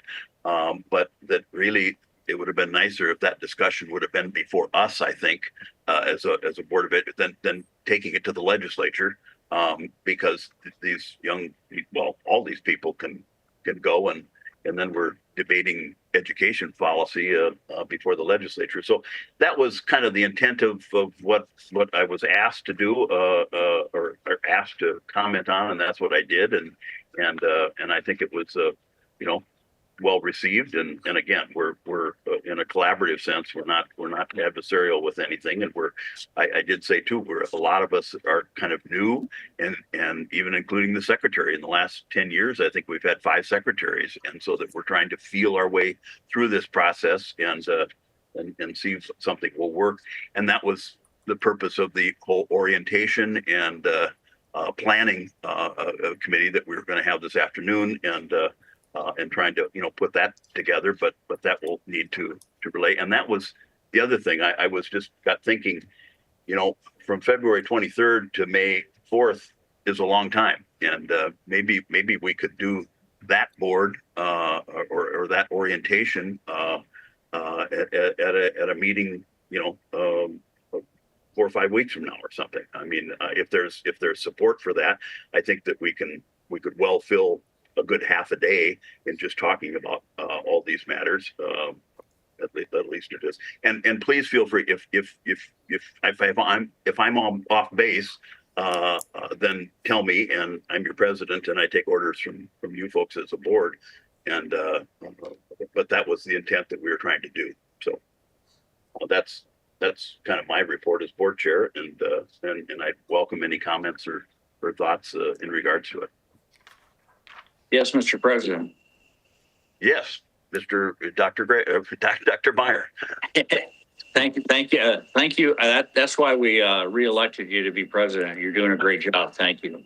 But I have a point of information in that the Rapid City School District and the Aberdeen School District both utilize responsibility-centered discipline programs, and I was just in communication with Larry Thompson, who is the CEO of that program.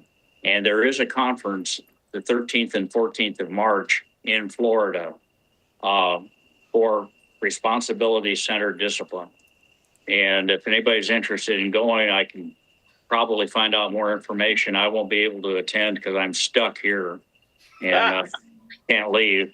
And so, but it should be very interesting. And as Mr. Van Wald knows, we are going to, in the middle of April, have a conference in Rapid City just with the school district coaching staff for responsibility-centered discipline.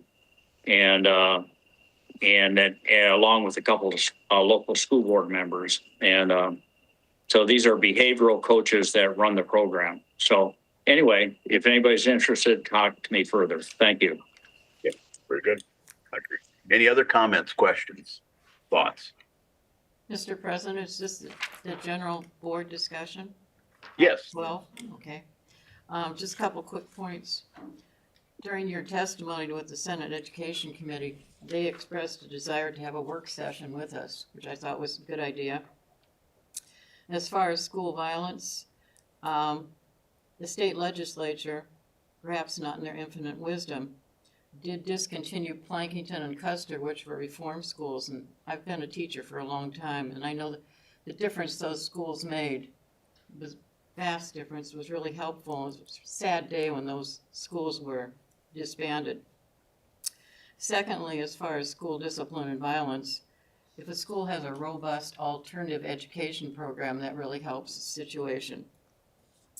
And finally, as far as homeschooling, again, the legislature did liberalize what constitutes parent being able to pull a child, often tied to truancy, and they just have to sign a paper and they're out. So there's no accountability, and I think even the homeschool lobby agrees that perhaps we need to add some accountability. Okay, very good. Thanks, Ms. Moll. Any other? Knowing what I know from the homeschool lobby, I doubt that's true. Yeah, They've been very strong on saying no, but anyway. Yeah. Yes, We're yeah. covering I think alternate that's things, yeah. right. Right. It's an issue. Any other discussion, comments? Any thought, if we were to do a special session on that, in, March or late March or early April or something, is to do that? President Perkins, to be honest, Yeah. we're swamped. The legislative session has us absolutely bogged down. I would say if you wanted to do that, either do it on May 4th or do it after May 4th, but, because right now we're still trying to Well, dig out. I guess I would say that, Joe, but we've delayed this thing now for a long time. It was on the agenda today, Steve. Well, I know it was on the agenda and I couldn't be there, I'm but not blaming you, and I'm blaming you. There's been things that haven't gone on there. I know, but I would like to get it done. I mean, we've got new members on board. All of us need that. And it was just an example. I understand, the session will be over, but, and maybe we can't, maybe we could even do it virtually, but any other discussion? No. Okay, hearing none. I think we did pass the motion then, so please let me know if you would like to, are interested in serving on this little working group that we have as far as health education and really human trafficking. And then we'll facilitate that and I'll work that out with Secretary Graves. Any other discussion? Any other board reports?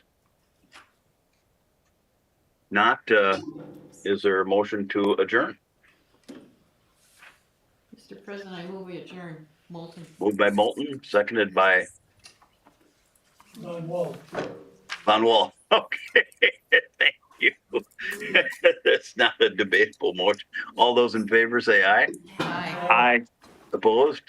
Motion carries 7-0. All in favor, we're stand adjourned.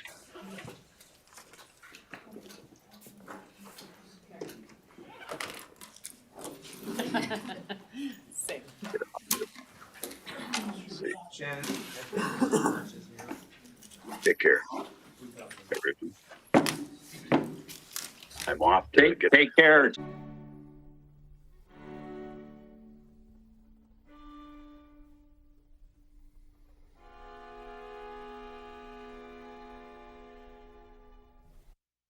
Thank you for listening to the South Dakota Network, a service of South Dakota Public Broadcasting.